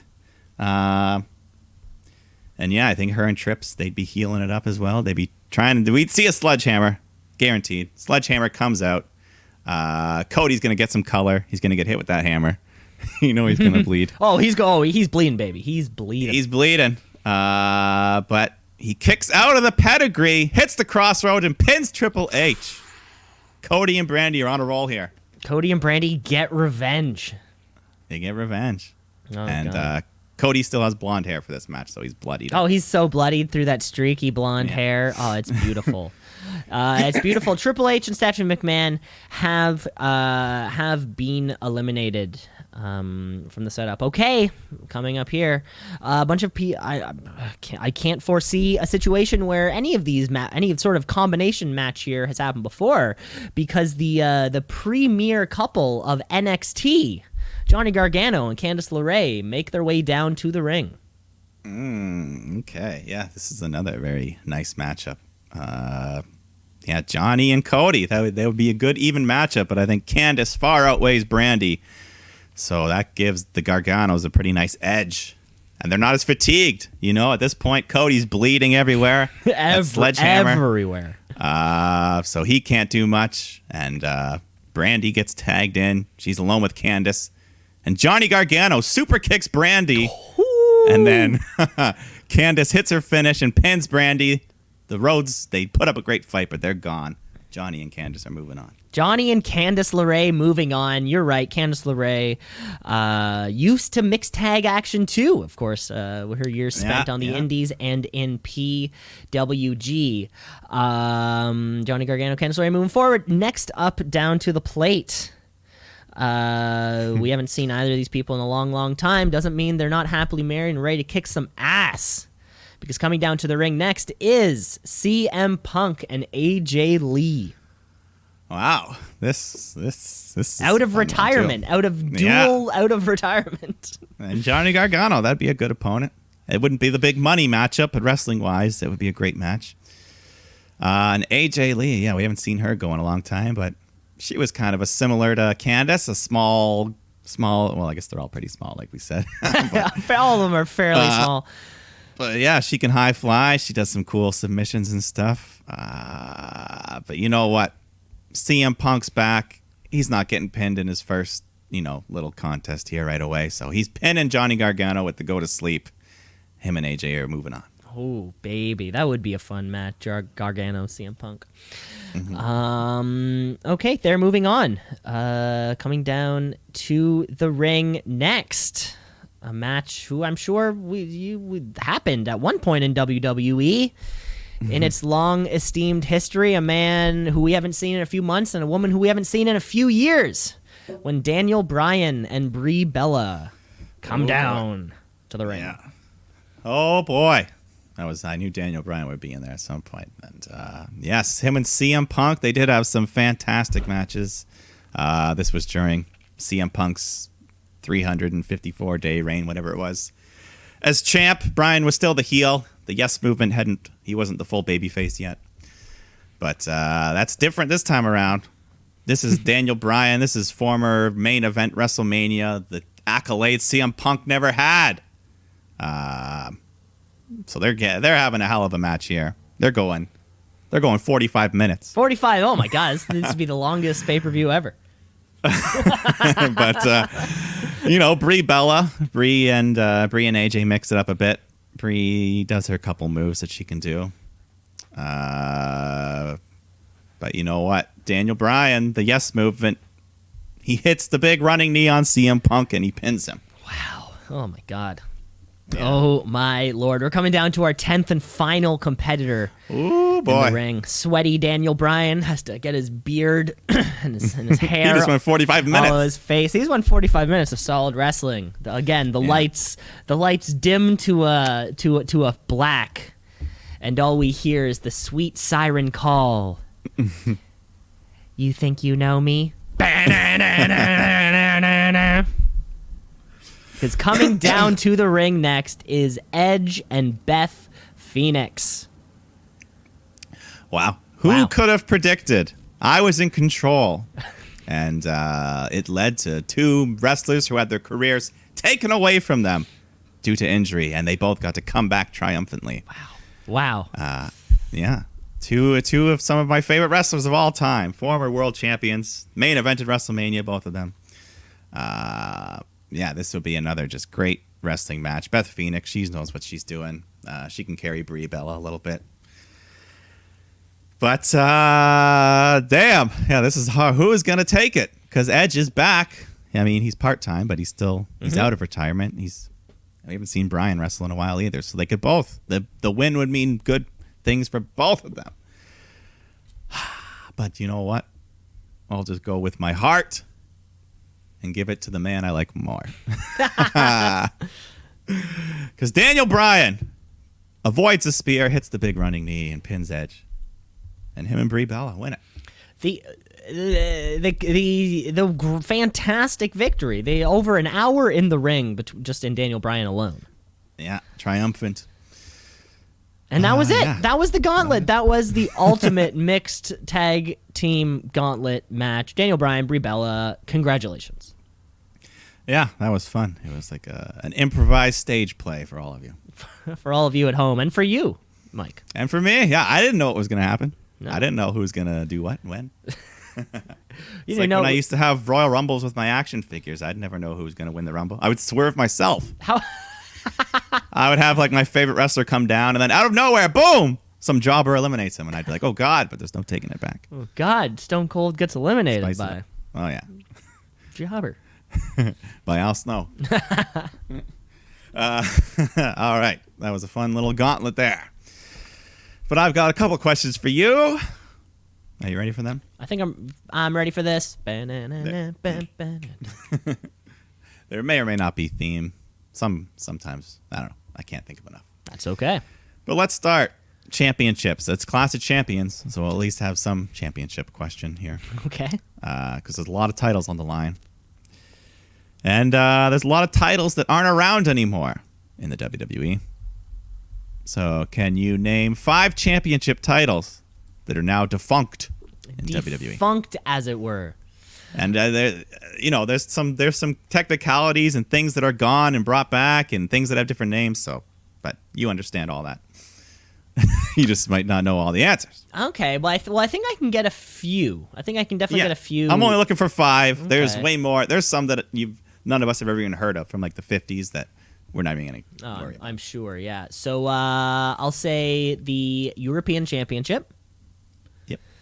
I guess that's the World Heavyweight Champ, like the big gold belt, the World Heavyweight Championship. Yes, sir. I'm gonna have to say the Hardcore Championship. Yes. I'm also going to say the $1 Million Championship. I'll allow it. Okay, so Yes. my last one I'm thinking of, because there was, And I wonder because I don't know, like previous iterations of the women's championship, like there was the red plate, which I don't know, like if it turned in. I don't really know the timeline on the other stuff, but or if kind of like the lineage is kind of carried forward. But I'm gonna take a gamble just because it's called something completely different, and I'm gonna say the Divas Championship. Yes. Boom. So you got your 5. You got your 5. Any extra guesses or any extra guesses? I feel like there's a lot of shit that lasted for like 2 years or like little periods of time. I feel, you know. Yeah. Before they had a light heavyweight championship before the cruiserweight. Light heavyweight. Okay, that's cool. Yeah, it was the same thing. And also the former cruiserweight championship counts as a different lineage than this new one. Oh, really? Like they retired it, and then when they brought it back, this is a whole different belt. Right. Because the old one was absorbed from WCW, and they merged it. So there's all these things. Same with the tag titles. Like the SmackDown tag titles have been around for longer than the Raw tag titles because they got rid of the original ones. It's a weird thing. But anyways, right. Okay. No. Yeah, because I pictured, because wasn't like the United States title or United States Championship was actually a WCW championship. Yeah, and that one's still around. So when you look at the history, it goes back to WCW. Right. So it's interesting. Yeah. So next question. This one's gonna. We'll see how this goes because there's a lot of leniency. There's no. I don't know. I'll just say the question because it's related to the championship. The WWE championship, the one that Drew McIntyre's holding. Mm-hmm. Can you name 5? So it's been changed many times over the years. Can you name 5 different versions of the belt? So any sort of like keyword or description, but 5 versions of that belt. What's it look like? Oh, describing what it looks like, not what it was called. Yeah. Oh, okay. I mean, they don't really have official names, but if you can use like 2 words, then yeah, but like we'll know what you're saying. Okay. Like obviously the one belt. Yeah, some of them have certain features that you know what they are. Right. Okay, so the first one that comes to mind is the big spinner belt.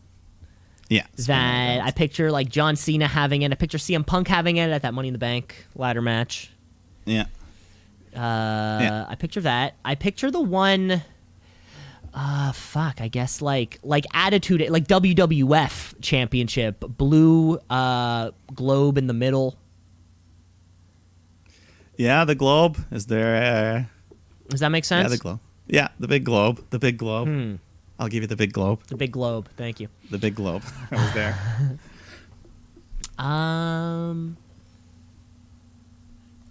Now there was one. What's the best way to describe this one? Yeah, it's tough. Because really, I'm picturing there's also one that had like wings on it. Yeah. Wings on the front. Wings. I picture Stone Cold holding that one. But what kind of wings? Like kind of wings that came up at like a Pegasus wings. God. I mean that's like 3 barely. I can't really think of any other looks. You can use the current one. Okay, yeah, the new one, the way it has like that kind of very symmetrical W yeah. With the plates. Call it the W title. With the plates on the sides. Yeah. Yeah. That's 4. I'll give you 4. Okay. Yeah, that's all I can think of without yeah. Yeah. I'm sure you've seen the one right before it became the spinner title. There was the undisputed title, the one that like Eddie Guerrero had and Brock Lesnar. It was like still black on gold. Yeah, I can. It was only used a couple years. It looked different. Yeah, I can picture that. And then the current one, the big W, it was slightly different before with the old scratch WW logo. And then they just kind of update it for the WWE Network logo. Oh, really? Like the old, like the chicken scratch WW. Yeah, it looked like that, and then they slightly changed it. It looks better now. Yeah. So there's that, and there was also Stone Cold had his custom smoking skull belt. Have you seen that one? I don't think I have, but I know that somebody else had a custom belt, and it's just kind of like escaping me. Like The Rock had one where it was like the bull on it. Yeah, that one never actually got used, but it was made. Okay. Okay. So there's pictures of it. But Right. yeah, Edge also, he swapped the spinner for a Rated R logo. I would have given you that. Oh, that's cool. There's a couple. Other people have had customs. Ultimate Warrior changed the color of the strap. Yeah, Daniel There's Bryan always- had his little shtick also. Oh, yeah. I forgot we about could've that. counted And The one. Fiend, I guess. Oh, that's the Universal. No, that's the Universal title. Never mind. My mistake. But Daniel Bryan's, though, we would have given. I forgot. How could I forget? Well, I guess that's also... yeah, okay. There you go. Anyways, we're good. We're good. Let's move on. Cool. My final question. It's not championship related. Okay. Not this time. But I want you to name 5 wrestlers who sing their own theme song. Wow. I gotta say fucking 0 to And start I'm not off. just Okay, so... not just the intro, not the I'm better than you. And It's you gotta be actual. know it. Yeah. They gotta be throughout the song saying things, singing stuff. Okay, well, Chris Jericho. Yeah. The song that I find myself singing to myself every single day. And just kind of, you're walking into the bathroom, just kind of singing. John Cena, he sings his song. Of course. And that's all the ones that really come to mind. I'm trying to think of any other like songs that really stick out. A lot of the CFO $ stuff. CM Punk uses an actual song. Yeah. So many people, who are using like songs by band. Triple H is no. Edge probably not. Maybe Lucha Party is going Lucha, Lucha, Lucha, Lucha. Nah. That could be a stretch. God, yeah, I know those two for certain, and then nobody else. There's you know some of these. Did Hogan do his? I am a real. No. He played bass, didn't he? He played bass, yeah. He claims to have. He claims to have played bass. He claims to have almost been a member of Metallica. Really? Yeah, Oh, but no one believes it. Life could have gone a totally different direction for that guy. Yeah. Yeah, no one else like explicitly comes to mind singing. Maybe the Iconics are singing their song for all we know. Peyton Royce was in the studio going. So I'm gonna lock in those two and go blank on the rest. All right. Well, you definitely know Shawn Michaels sings his theme song. Really? I did not know that. You did not know that. I did not know that. That's cool. So you should be. Okay. R-Truth, of course, he sings his theme Oh song. fuck yeah. What's up? What's up? What's Yeah, up? and he raps along the way. The Rock, his theme song. It's not a whole lot of singing, but he's throughout the song going, The Rock says, know your role. Okay. That just Yeah. repeats throughout. He's not singing, but he's like providing the stings. Yeah. Naomi, she sings her song. Oh, shit. I'm amazing. Honky Tonk Man. That's an older Oh, one. that makes sense. Yeah, he had a guitar. Yeah. Enzo Amore, he rapped for his. I can't even. Yeah, or like it didn't start with like the bling bling bling. Yeah. Yeah. Do his- I haven't heard that one in a while. Yeah. Yeah. It was a good song. But there's a couple more. But anyways, that's it.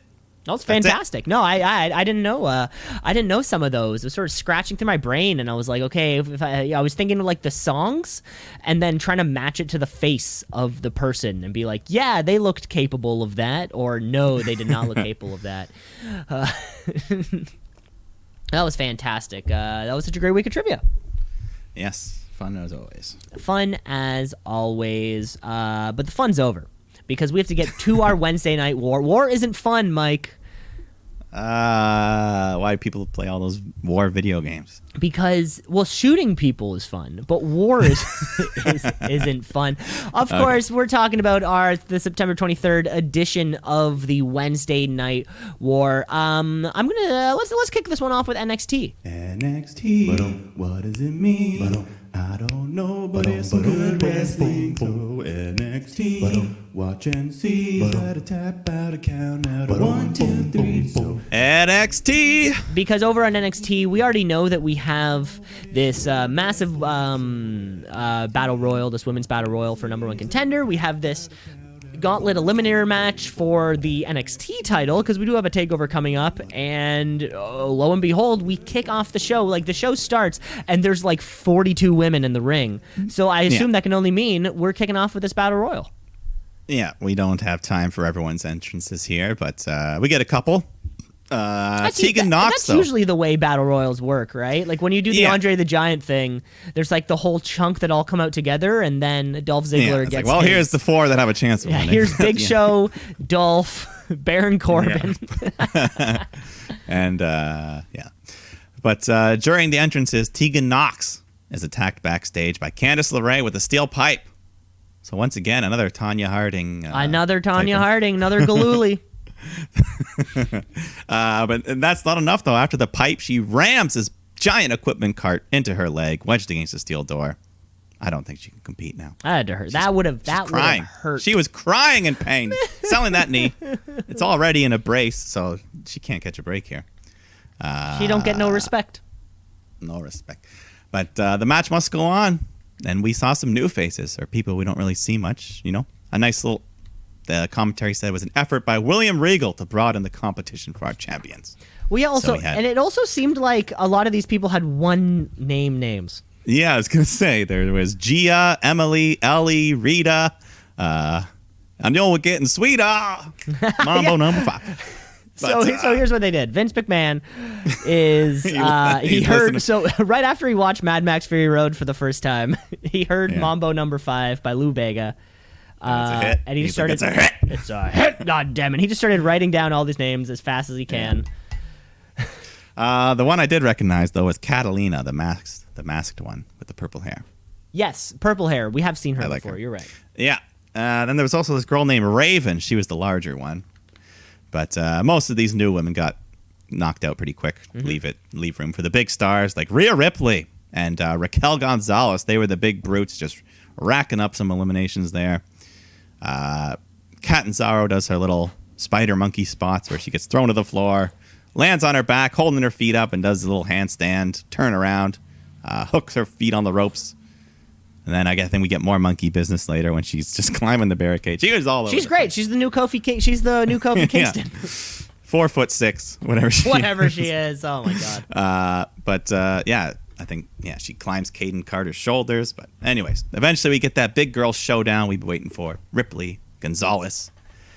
But they end up eliminating each other as they both just topple to the floor. So the final 4 is Candice LeRae, Shotzi Blackheart, Casey Catanzaro, and Dakota Kai.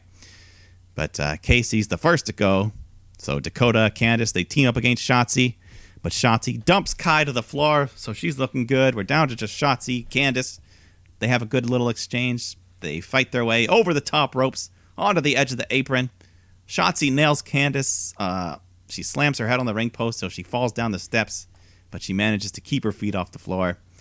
And then she just uses her feet to just catapult Shotzi over her head onto the floor. LeRae wins, gets a title shot. So close, Shotzi. So goddamn close. But next time, she's been featured well. Candice LeRae has she ever had a straight up title shot? I think she lost to Shayna Baszler, I feel like. Oh yeah.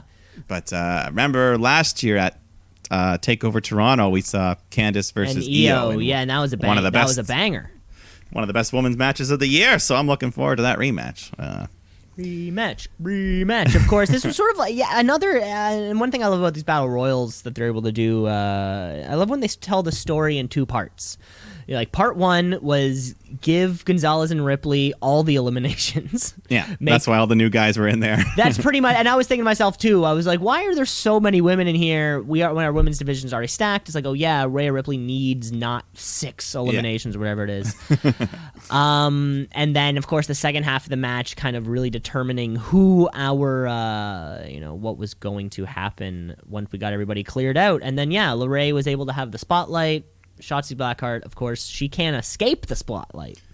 No. The runner-up, that's the babyface trope. You come so close, and then eventually you'll get that big one.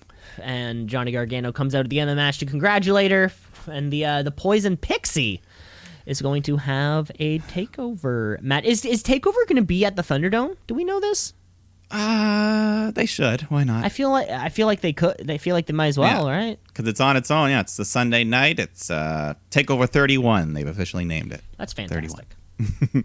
Yeah, so that'll be fun. Tegan Knox, though, she's gonna, she could be a factor, limping out to try to fuck with Candice for. Yeah, and I guess we still have some time to build to this matchup. So. Yeah, not much time though. It's a week after Clash. So. Oh shit! Really? Oh my god! I thought it was like in the middle of October for some reason. Oh my god! It should have been, but I don't know. Maybe whatever. We go backstage. Undisputed Era and Imperium are arguing, and Fandango's there just as dressed as a Sherlock Holmes type, and I don't know. William Regal gets mad at his English accent, so. He explained this complicated thing, and they're going to have a series of they're going to swap partners, and I don't know, the winners face each other and get a tag title shot. It seemed way more complicated than it was when I saw it. Yeah, and once it actually played out, I was like, this makes so much sense. Why have we never booked a tag match like this before? This is incredible.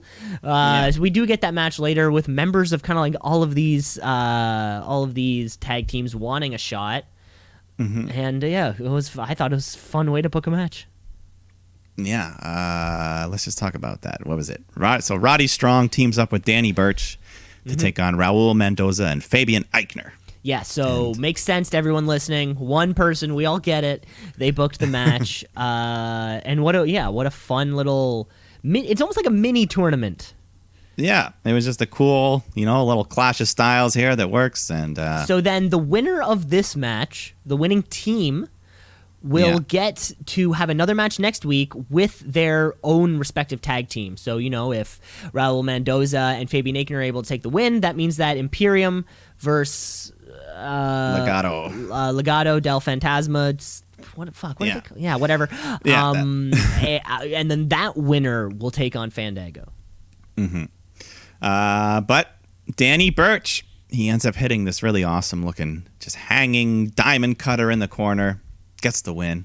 So next week, Roddy Strong and Bobby Fish take on Burch and Lorcan to see who gets the title shot. I love a good cutter, and it's not until not watching the main roster where you get to see cutters. Because I think even just the motion, you never see it. The motion is just too close to the RKO, because it is.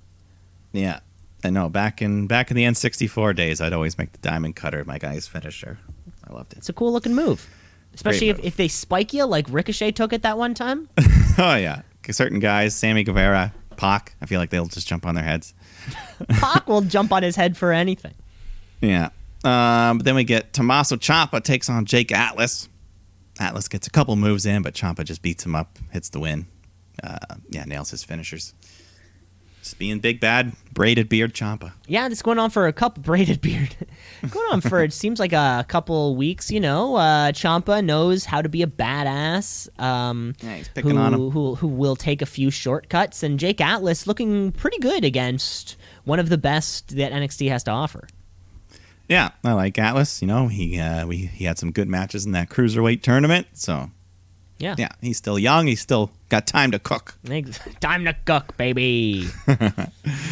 But Damian Priest, who is not so young, I think he's like 40. Really? What's up with these? Yeah, all these 40-year-olds getting a shot. 40 is the new 20. It's the new age of wrestling. People aren't doing all these drugs and shit. Exactly. Well, everyone's working on their body, drinking plenty of water. Some superstars don't even consume alcohol.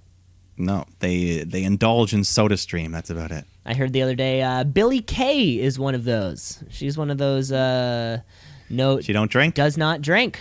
She was. Damn, I feel like she'd be so fun to go to a pub with. Right, she would be hilarious. But she would be hilarious either way. I guess she was doing an Instagram Q&A, and that question popped up. Interesting. But yes, Damian Priest taking on Austin Theory, and Priest just looking good. Hits the Razor's Edge to the edge of the ring, and then hits the Reckoning inside the ring to get the win. Ooh. And then Johnny Gargano attacks him after because he's getting the title shot at TakeOver. He's getting the title shot at TakeOver, right? That was like a gauntlet match or something of the. It was like a fatal 5-way the other week or something. Yeah, there's something. I forget exactly how it played. Right. Because we're just still waiting on. We're still waiting on Grimy. That's all. Grimy. Still waiting. Well, He's in the main event. Oh yeah, he was in the main event. But also, I don't remember when in the show this happened, but did you catch there was like some vignette? There was like this night vision thing. Yes. Distorted voices, yeah. About someone coming back to NXT, I think. And I don't know, they smashed a glass case and they grabbed the title, so maybe it's a former champion. I also saw that. It looks like a little like CCTV footage or something. Yeah. Of like a glow in the, or like a dark night, or a, night dark. Fuck, what's the word I'm looking Night for? vision? Night vision in the dark. Yeah. And then at the end, it flashed the date, October 4th, 20, which is TakeOver 31. So Ooh. I guess we'll get our answer then. And my stepdad's birthday. Is he showing up to NXT? Is he showing up to? Well, yeah, coming Is your back stepdad to Bo NXT. Dallas? Yeah, that's what we were waiting for, right? Yeah, like you said, coming back to NXT, I also kind of got that same message. I mean, who? I don't know. Right? That's I mean, the intrigue. even Karrion Kross type never left. Samoa Joe is too much of a main roster guy. Mike, after I heard this, of course, I'm going to go straight to Wikipedia and check out the list of former champions. There's a question for you. When was the last time you saw Bobby Roode? Been a while. I remember, him and Ziggler got traded to Raw, but I don't even think we even saw Roode. I don't even think he popped up. And then, Mike, my question was, Bobby Roode's a former champion of NXT. He is. So is Bo Dallas. So is Bo Dallas. So is, Karrion Kross never left. All the other ones, though, are busy. Of course, like Big E, Seth Rollins, Finn Balor is the champ. All these other guys. Yeah, Roode, Bo. Kross is probably not. He wouldn't have lost the title if he was beat back so quick. Yeah. I think. So. Unless, I didn't hear any. I don't know. About me. I don't know. We'll find out in only a week though. So I guess we'll. Unless it's the hacker and he just disappears. Oh fuck. No, I feel like normally when they start something on NXT, we actually see it through. Yeah. That's true. Then we get Ridge Holland, this big bad. Where's he from? The UK. Yeah, they gave him like a little promo. He's a rugby player. I'm a tough lad. Yeah. Oi, oi, oi. Peaky Blinders. Yeah. So he's taking on Antonio DeLuca, which he's just here. Nice little enhancement match for Holland. He just tosses this guy around, hits a big. His finish looked cool. It's called the Northern Grit. Oh, that's fun. Anyways, gets the W. But the Dublin, I don't know. He's not. But let's go. Main event time. Woo! The Gauntlet Eliminator match. Winner faces Finn Balor for the NXT title. And we start off with Kushida and Kyle O'Reilly in the ring. And so every 4 minutes, another man will enter, and you can only be eliminated by pinfall or submission. So makes sense. Makes sense, Regal. Let's go for it. Yeah, I like it. These two kick it off. We get some good mat wrestling in while they still can before it's too crowded. And it gets real crowded because the next man out's Bronson Reed. He just uses that big size to take over the two smaller guys, and they all fight to the top rope. Bronson knocks O'Reilly to the floor, and then Velveteen Dream runs in, hits the Dream Valley driver on Kushida, and runs off. Reed didn't see it, but he takes advantage anyways. Just hits the big splash on Kushida and pins him. He's eliminated. So him and Dream just been fucking with each other. Yeah, I guess. That sounds like the thing. Yeah, maybe that's your non-title match for the takeover. I don't know. That could be, yeah. But then the next Kushida's had all of one takeover match, maybe. Probably, yeah. The next man out though, Timothy Thatcher. Woo! The Thatch man. So he's not looking happy. He never looks happy. He always looks mad. I think he's got a growl on. Yeah, and it's white men who are bald but don't shave their head always come across looking angry. Just the spindly stuff. Yeah, just sticking out. He's holding on to it. It's I love it. I love it, Timothy Thatcher. Yeah. The Thatch man. Thatch man is one of my favorite professional wrestlers on the planet. But he's always so angry looking. He is. But I think another close favorite though of Cameron Grimes. He's out next. Yeah. He's our final member. To the moon. That's his new thing. That's what he keeps saying, yeah. Yeah, he's even got a shirt now. It's got like him pointing at the moon or something. He has a shirt. He's got a God shirt. damn it. He's made it. He made it. So anyways, this is our final four. Grimy comes out hot. He clears the ring. Bronson Reed hits a big suicide dive, taking everyone out. Then he goes for his big splash on the Thatch Man, but he avoids it. And then right after, Kyle O'Reilly comes flying in with a big knee off the top rope to the back of Bronson's head. Covers him, eliminates him. So then O'Reilly and Thatch, they do some good chain wrestling, which results in O'Reilly pinning Thatch down for the 3. So we get our final 2, Kyle and Cameron. Grimes just comes flying in. He hits his cave-in stomp, but Kyle gets a foot on the rope. 2, so it's only a 2 count. But Grimy, he celebrates. He thinks he's won. He can't believe when the ref tells him no. So they have a good little exchange. And then Grimes goes for another cave-in, but Kyle avoids it, locks in the heel hook, and Grimes taps out. Kyle O'Reilly is getting a title shot. Can't believe it. It's 2020, baby. Of course, I think after Finn Balor comes out, they have a little bit of a stare down stare-off. as we head to commercial, or sorry, while we head to the end of the show. And God damn it, what a great match from start to finish. Yeah, this was a lot of fun. Kyle O'Reilly getting a singles push here. That's going to be fantastic. Yeah, and, I mean, we have Big E over on the other roster getting a singles push outside of their tag team, and now we have Kyle O'Reilly doing the same over here. I mean, of course, his technique in the ring is second to none. We can see that. Yeah, this will, former Ring of Honor champion, PWG champion, so we're going to get to, haven't really seen a lot of singles stuff from him in NXT, so no, this is going to be great. No, it's going to be such a great match to see, and Finn Balor keep up, because Finn Balor's also not a high flyer, heavy hitter type, I think the two styles can mesh fairly well. Yeah, this is going to be a fun little bout. That being said, though, Thatcher O'Reilly, that's the Mania main event right there.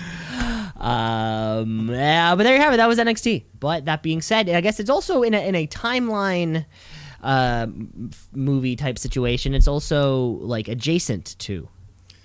Yes, it's not so much in the rear view as the side. The side view. Yeah, and objects may appear larger than they actually are, because we're heading over to TNT AEW Dynamite. AEW, All Elite, they coming for you, Vince. Better watch out. It's too sweet. Yeah, baby. Which version? The Tuesday night special? Oh, shit, right, because we had the little Tuesday night thing. I was just going to jump straight to Wednesday with a little preface that Shawn Spears got a knockout. Yeah, we don't have to do the whole thing. We can just address the Shawn Spears. So we had the match over on the night before was Matt Sydal, how would we say it?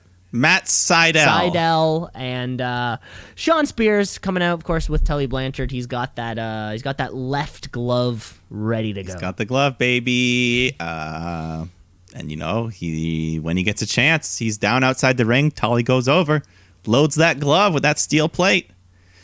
And Spears clocks Sydal with that thing, follows it up with the C4 to get the win. So big win, the glove.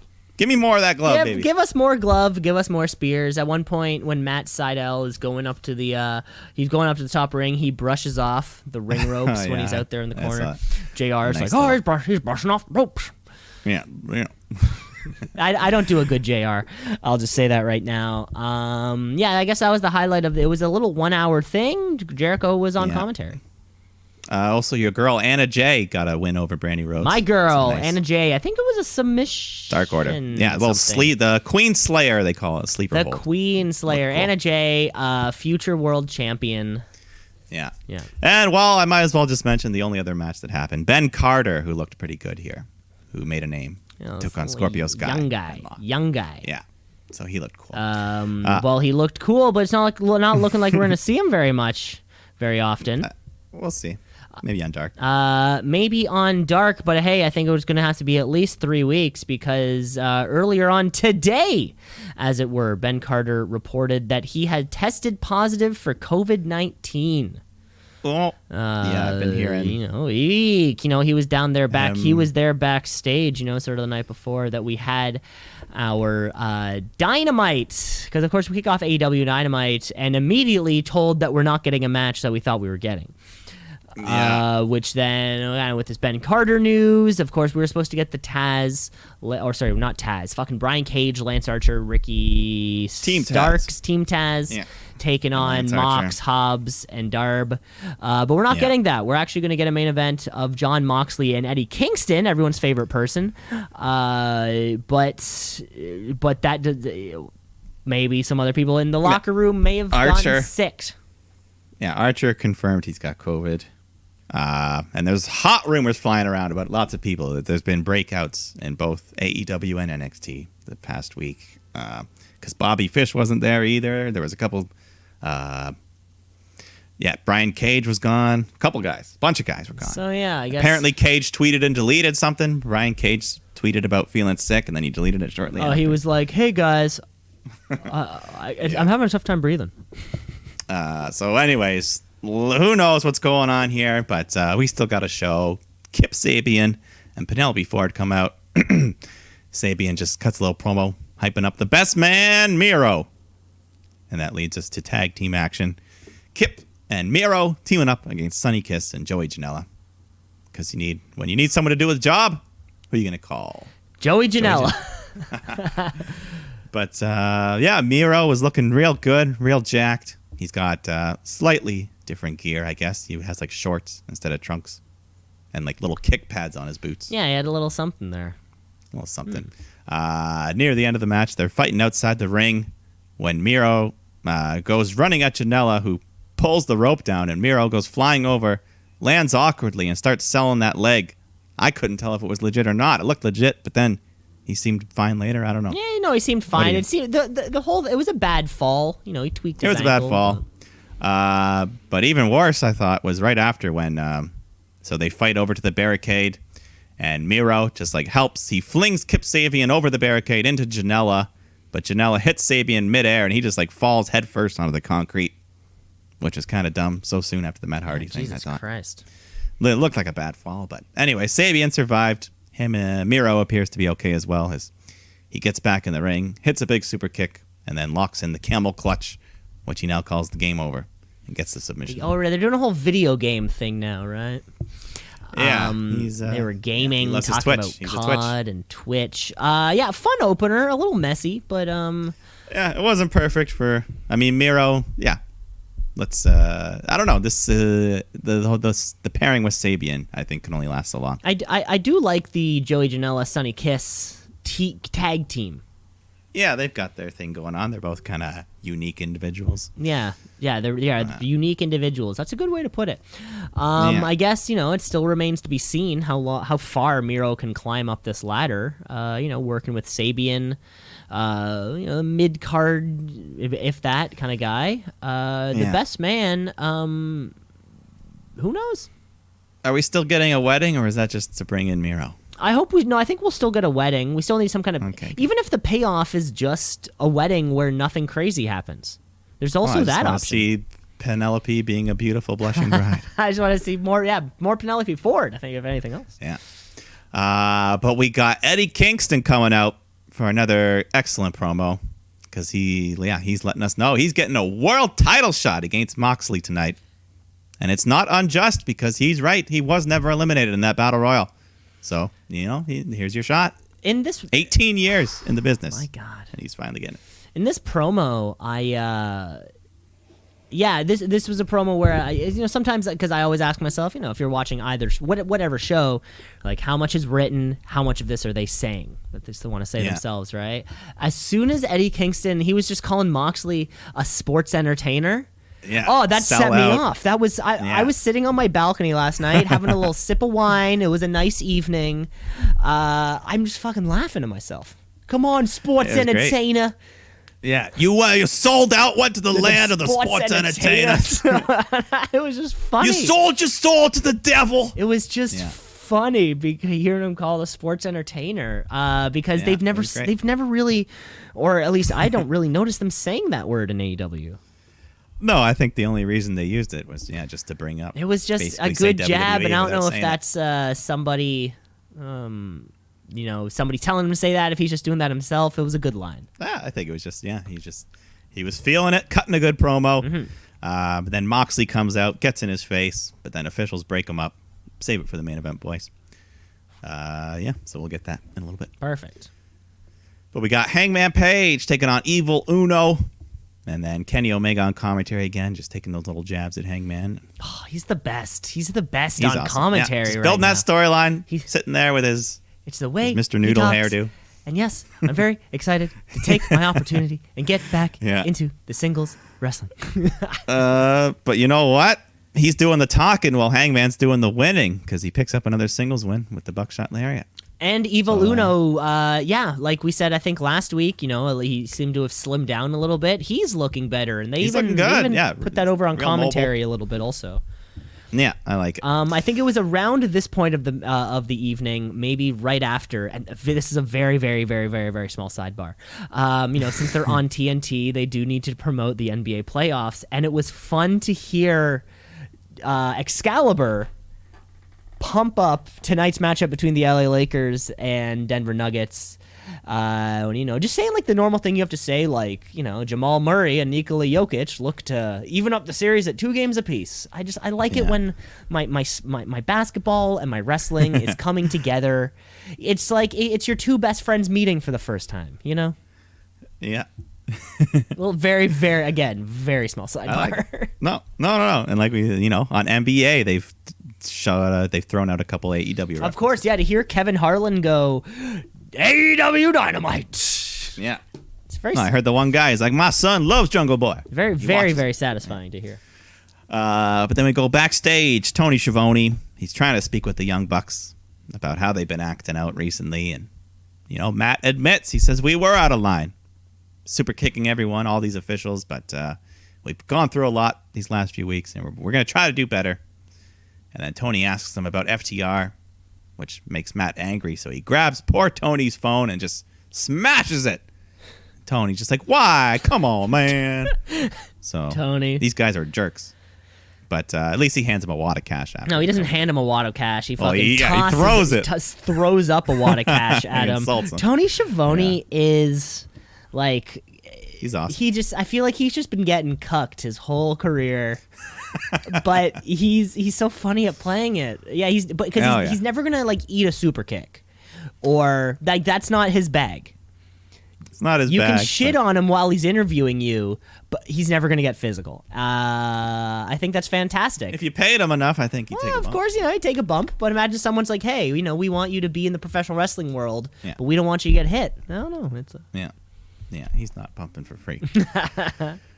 But we got a TNT title match here. Mr. Brody Lee taking on Orange Cassidy. And members of the Dark Order surrounding the ring.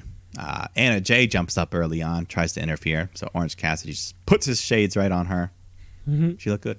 Looked good with those shades. Good in those. I think she looked good with the other gimmick. But, hey, that's just me. I know. The Broadway baby. Whatever that was. Broadway something. I don't know. But anyways, Orange Cassidy does his whole hands in pockets routine. But Brody's not fooling around. And constantly throughout the match, Dark Order members would just get little kicks and jabs in on Orange Cassidy. And JR's just like, are there any other refs in the building? He said that so often today. Every single time. Well, they did interfere like 10 times. Every single time there was an interference, he was just playing to me, right? I'm always asking myself, who the fuck are the refs in this? Yeah, let's get some damn order out here. He's playing to me. Maybe he, where's Earl? We haven't seen Earl Hebner in a little while. Let's get him back on fucking. Mike Chioda, they brought in the vet. And we haven't seen him in a. I think we need some veteran. We also, maybe they can some veteran presence. Yeah, Aubrey can't ref every. She can't match. do every single match. Jesus Christ. But then Brody just starts dominating, He hits some vicious half and half suplexes. Orange Cassidy just those slung looks, right on his I've never head. seen those before. That was pretty cool. Yeah, they're very nice. So Orange Cassidy, he's so beat up he can't even stand, which helps him inadvertently to duck the discus lariat when he just falls on his ass. It was almost like what Orange Cassidy would have done if he was able-bodied, but he was so exhausted. Yeah, but he gets another win. He fights back, starts hitting a couple big moves. He picks Brody up. He even hits the air raid crash on him at one point, which was that size difference was nice. Yeah. And then he's lining up for the orange punch when one of the Dark Order members jumps in, takes the bullet, which allows Brody to finally hit that discus lariat and get the 3 count, retaining his title. He stood a lot of time, though. You know, I mean, we've seen Orange Cassidy put up a good fight. We've seen Brody Lee as just being a brick, like this dominant, brutal force, right? And he's being booked like that. And Orange Cassidy has been the best fight that he's maybe had with this TNT Championship. He got it in like 5 minutes, right? Yeah. He dominated Cody, and Orange put up a much better fight, but. As Brody is celebrating, the lights go out. Music starts playing. We're getting this like grand entrance choir. I don't know, but wait a minute. Of course, it's Cody. He after a 5-week absence, he's back, but something's different here. He's got a suit on and jet black hair. Jet black, like shoe polish. Right off the bat, I hate it. Well, I think I'll give him a chance. The meme that I saw was of Cody's face with the jet black hair directly beside. Remember that episode of The Office where it's like an ageism thing, and then Creed takes all the toner from the printer, and then it was Creed's face. It's like that same kind of black. That's perfect. I love Cody. The blonde hair I thought was a great look for him. This is weird. This is like a heel thing to do, but he doesn't seem like if he was going to join the Dark Order, I thought this would have been good. We rarely know what someone's intentions are when they come back for the first time, whether they're face-oriented or heel-oriented. Sometimes we can get an image based on what they did, but beating up the shittiest members of the Dark Order isn't necessarily... Like, Brody Lee does that anyways. Yeah, exactly. They just kind of all disappeared, and then Cody's just left with one of the goons. I think it was Alex... number 5? Silver? I don't know. Fuck no. Yeah, Silver or Reynolds. He just locks a figure 4, taps him out. Mm-hmm. I don't know. But my big takeaway was the black hair. I mean, how can you not? Well, I think that was everyone's big takeaway. This is the neck tattoo 2.0. Next tattoo 2.0. See, no, I think we're coming back. I think we're heel Cody. But he was attacking the Dark Order. So. Yeah, I guess. Honestly, well, because right after this, I hate him now because of his hair, so he is a heel. So right after this matchup, of course, Cody sits on this like figure 4 on number 5, I think, and then of course I think we might just go like straight to backstage, or it's right after the commercial. We have Mr. Brody Lee with the microphone, just screaming into the camera. He's fired up. Yeah, he's fired up. Give it like just dropping a very, very, very good promo. I have to say, he's talking about at one point he calls Brandy an Instagram thirst trap. I don't know if you caught that. He said, Great what line. kind of man lets his wife be an Instagram thirst trap and call me daddy? Yeah. I was in on that line, but then at one point he pulls out a dog collar on a chain. Yeah. Challenges Cody to a good old dog collar match. Good old dog. So this is like a strap match, but it's by their neck? Yeah, essentially the same exact thing, except for you're chained by the neck. But it's chained by their neck. But, I mean, this whole time, he's just beating up... He was throwing Dark Order members around during this whole time. I don't know if you noticed that also.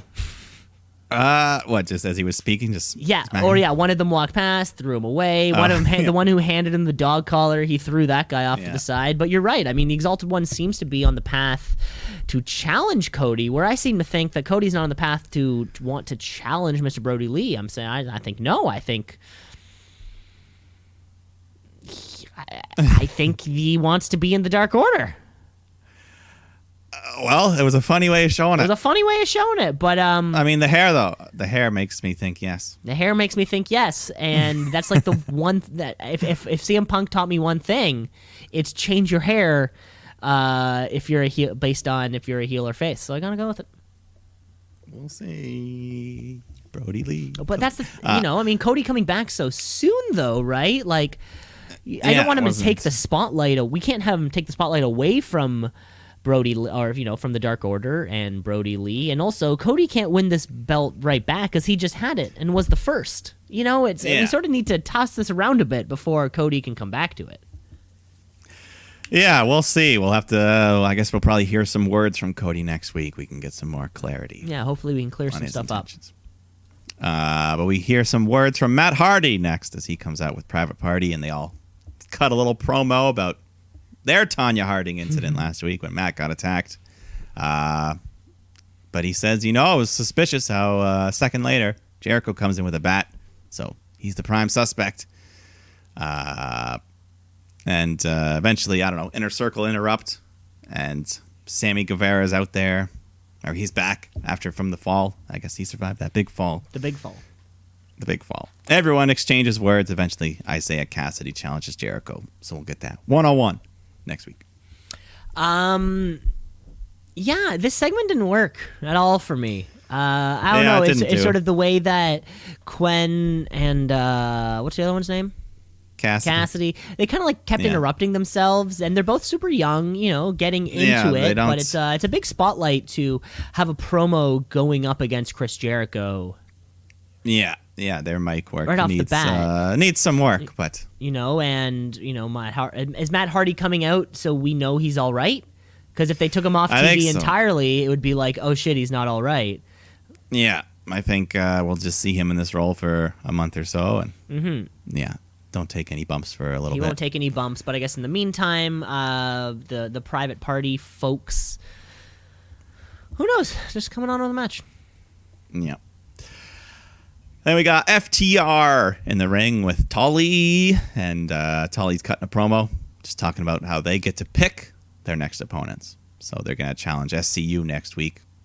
And then they start insulting the Best Friends for that parking lot fight, calling it glorified backyard wrestling.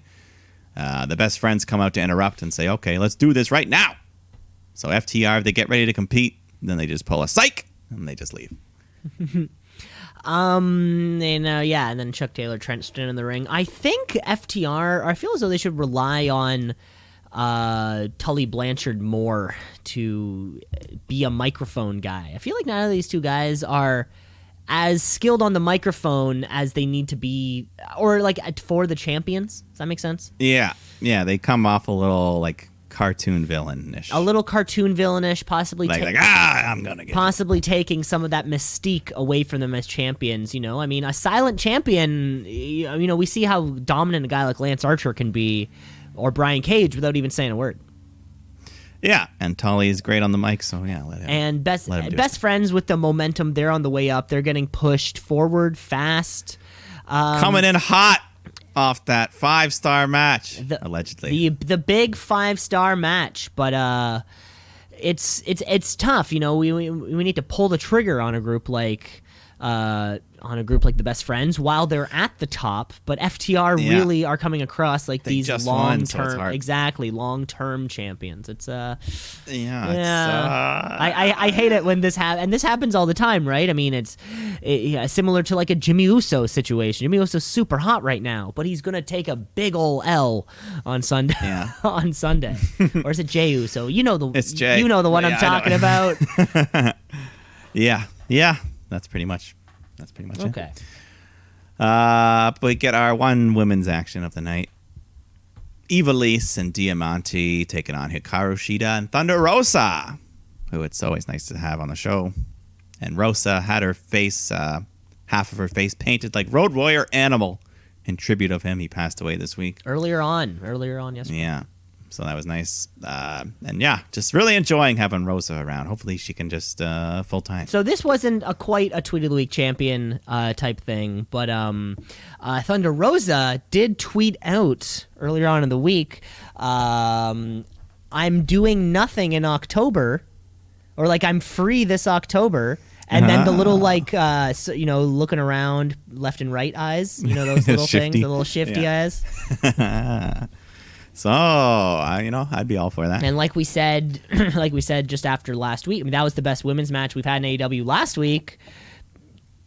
Rose is probably a huge part of that. Yeah, definitely. So, she ends up. Rosa takes Ivelisse out of the match, and then Hikaru Shida's left alone with Diamante. She hits her big, I forget what she calls it, a Tamashi knee strike, gets the win. So yeah, I don't remember what it was called. That's okay. But yeah, it was super condensed, which fucking a whole bunch of the shit happened in picture, of course. Yeah, unfortunately, but more women's action is always a good thing on Dynamite. And I think a rematch between Shida and Thunder Rosa is on the horizon. Yeah, and I'd be all for that. But let's go. Main event. The AEW World Championship is on the line. Jon Moxley defending against Eddie Kingston. And, Eddie, he shows he's not all talk. He goes toe-to-toe here. They have a good little bout. But he's probably not going to beat Moxley on his first go-around. Because Moxley, he blocks a big back fist. He applies a sleeper hold, which he transitions into a bulldog choke. And the ref calls for the bell as Kingston can't respond. So Moxley retains. God, knocks him the fuck out. His chest was starting to hit some ground beef levels too. I don't know if you saw that. Oh yeah, there was tons of chops going on. I guess Eddie Kingston's finisher is like a Judas effect. But you straighten out your arm and hit him with your fist instead. It's the same kind of like it's like this reverse back fist, that he kept trying to hit, and Jon Moxley kept moving away from. That's where he blocked. But so after the win, the family comes out, Lucha Bros, and they start attacking Moxley. So Will Hobbs comes out to help Moxley, but he gets beaten down. So Darby Allin comes out with his skateboard, starts smacking everyone around. Ricky Starks comes out. We're going crazy here. All the heels, all the faces. The heels stand tall, though, as they beat down Moxley and Hobbs and everyone else. The heels stand tall. The family, as you called them. The family. This was a hard-hitting episode of Dynamite. Between the Brody Lee match, we had this matchup right here. And the Adam Hangman Page. Like, it's funny. I was just remembering the other day when, the AEW, the flash and the flying and the flips and the spike DDTs and these sorts of things, and I was like, oh shit, like we haven't really seen that style of wrestling in a long time on this show, which is just different. It's they're still keeping a fun show, just changing the style completely. It's odd. Yeah, mix it up. Nothing wrong with that. Of course. No, it's just purely an observation by myself. That was AEW Dynamite. The show's almost over. We should probably get into this Clash of Champions Gold Rush, though, because every single championship, except for, or what we know of, the 24/7 championship, is on the line. As of now. Yeah. So let's just get into it. We know the pre-show match. Asuka, Zelina Vega, Raw Women's title. I just want to see Vega put up a good fight. I don't think she'll win, but no, Asuka will retain. This is definitely one of the matches I'm more, I see would be more or less predictable. Yeah, but if Vega can put up a good fight, hit a couple cool moves, I'll be happy. Mm-hmm. And then we got Bobby Lashley facing Apollo Crews, hopefully for the last time for that United States Championship. Because, the Hurt Business is booming. We don't need to hang around with these other guys. Last minute means Lashley retains, or last matchup. Yeah, let's do that. And then Street Profits against Andrade and Garza. Another one. Repeat. Yeah, I just don't know what to think about for the tag belts. We were talking about it earlier on in the show. I don't even know what to think about them anymore. Yeah, I don't even care. Don't even care. Cesaro and Shinsuke Nakamura, the other tag title match, defending against Lucha House Party. At least that one's a bit more. At least I like this one a little bit better. Yeah. They can have a fun little thing, and we'll see. Exactly. But, Lucha House Party could even win. Who knows?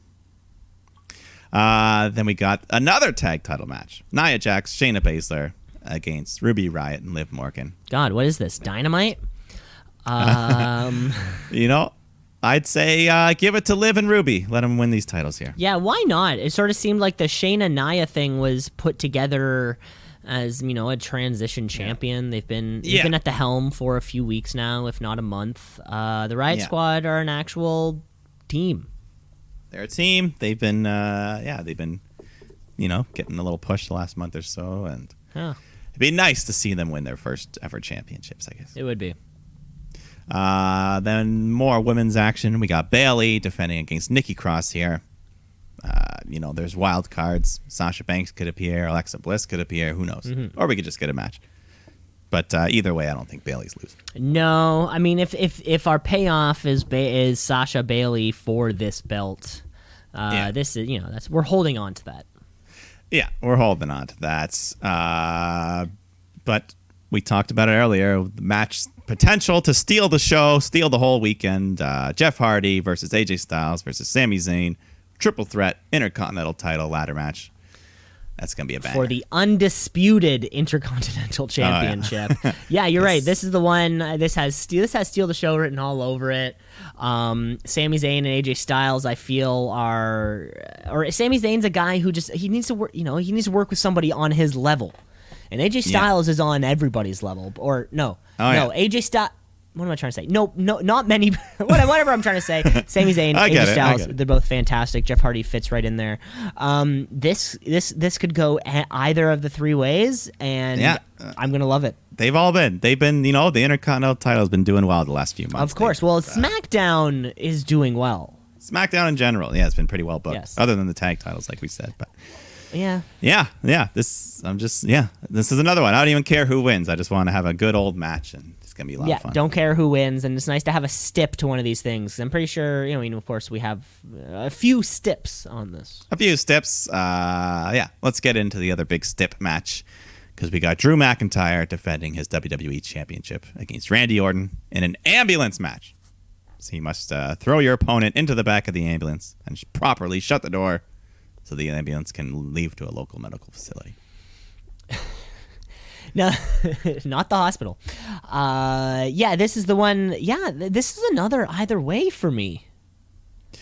Yeah, you know, I mean, we talked about before, Randy Orton, you heated him up so much that now he's either got to win the title or stop going for it. He needs to win the title, or we need something else for Drew McIntyre. And my next question is, who else is a top heel on Raw? I mean, Randy Orton's held that position for months now.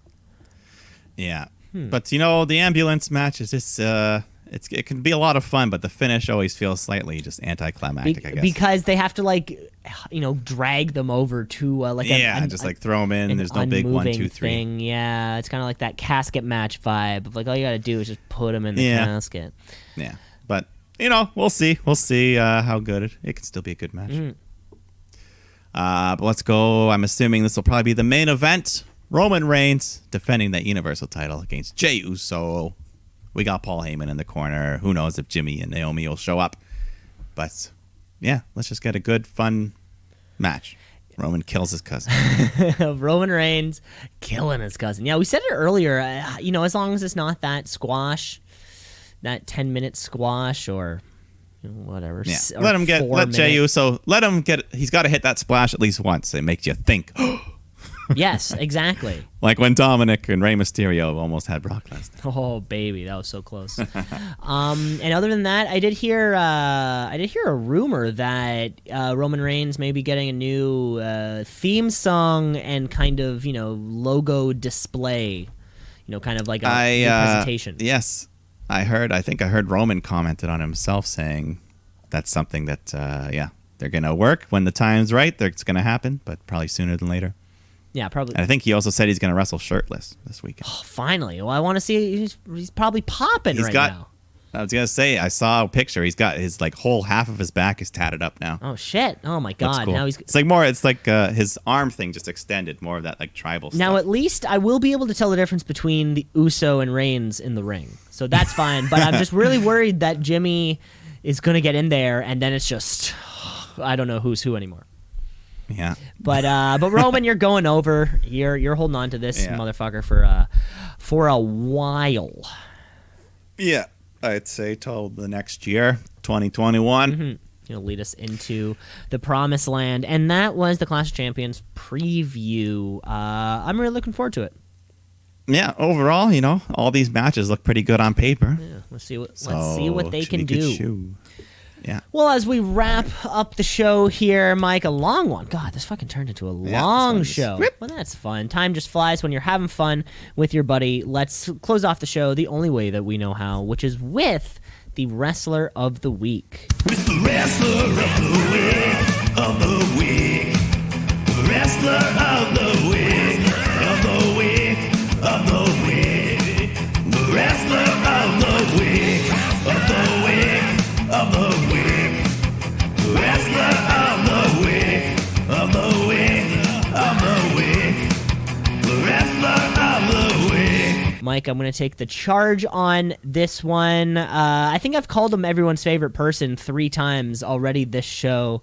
Because every time he comes out, he's proving to be everyone's favorite person. Not only is he this week's Tweety League champion, he had a main event over on Dynamite where he stood toe-to-toe with one of the best in the biz. Eddie Kingston, you're the Wrestler of the Week. Yes, excellent. Excellent choice. I'll just say he was my runner-up. Ooh, shit. But he was my runner-up. Another guy, that many great things we will see. Singles action. Kyle O'Reilly with a big win. He's my Wrestler of the Week. Kyle O'Reilly. Yeah, if you do have some time, you need to check out, just Google him or YouTube just him from pre-NXT days when he was a single star, and I mean star. Yeah. Oh, this is going to be a lot of fun. A lot of fun. And that's the show. But, yeah, that's everything. That is the entire show. Thanks for listening, folks. Remember to rate, review, like, subscribe. The podcast is everywhere. Of course, we're going to come back with a show next week. Probably our normal kind of Thursday schedule, it seems like. We'll have our Wednesday Night War, Raw SmackDown, and, of course, our Clash of Champions pay-per-view. Who's rushing away with the gold? Gold rushing away. We'll find out. Okay, thanks for listening, folks. You guys take care. Bye.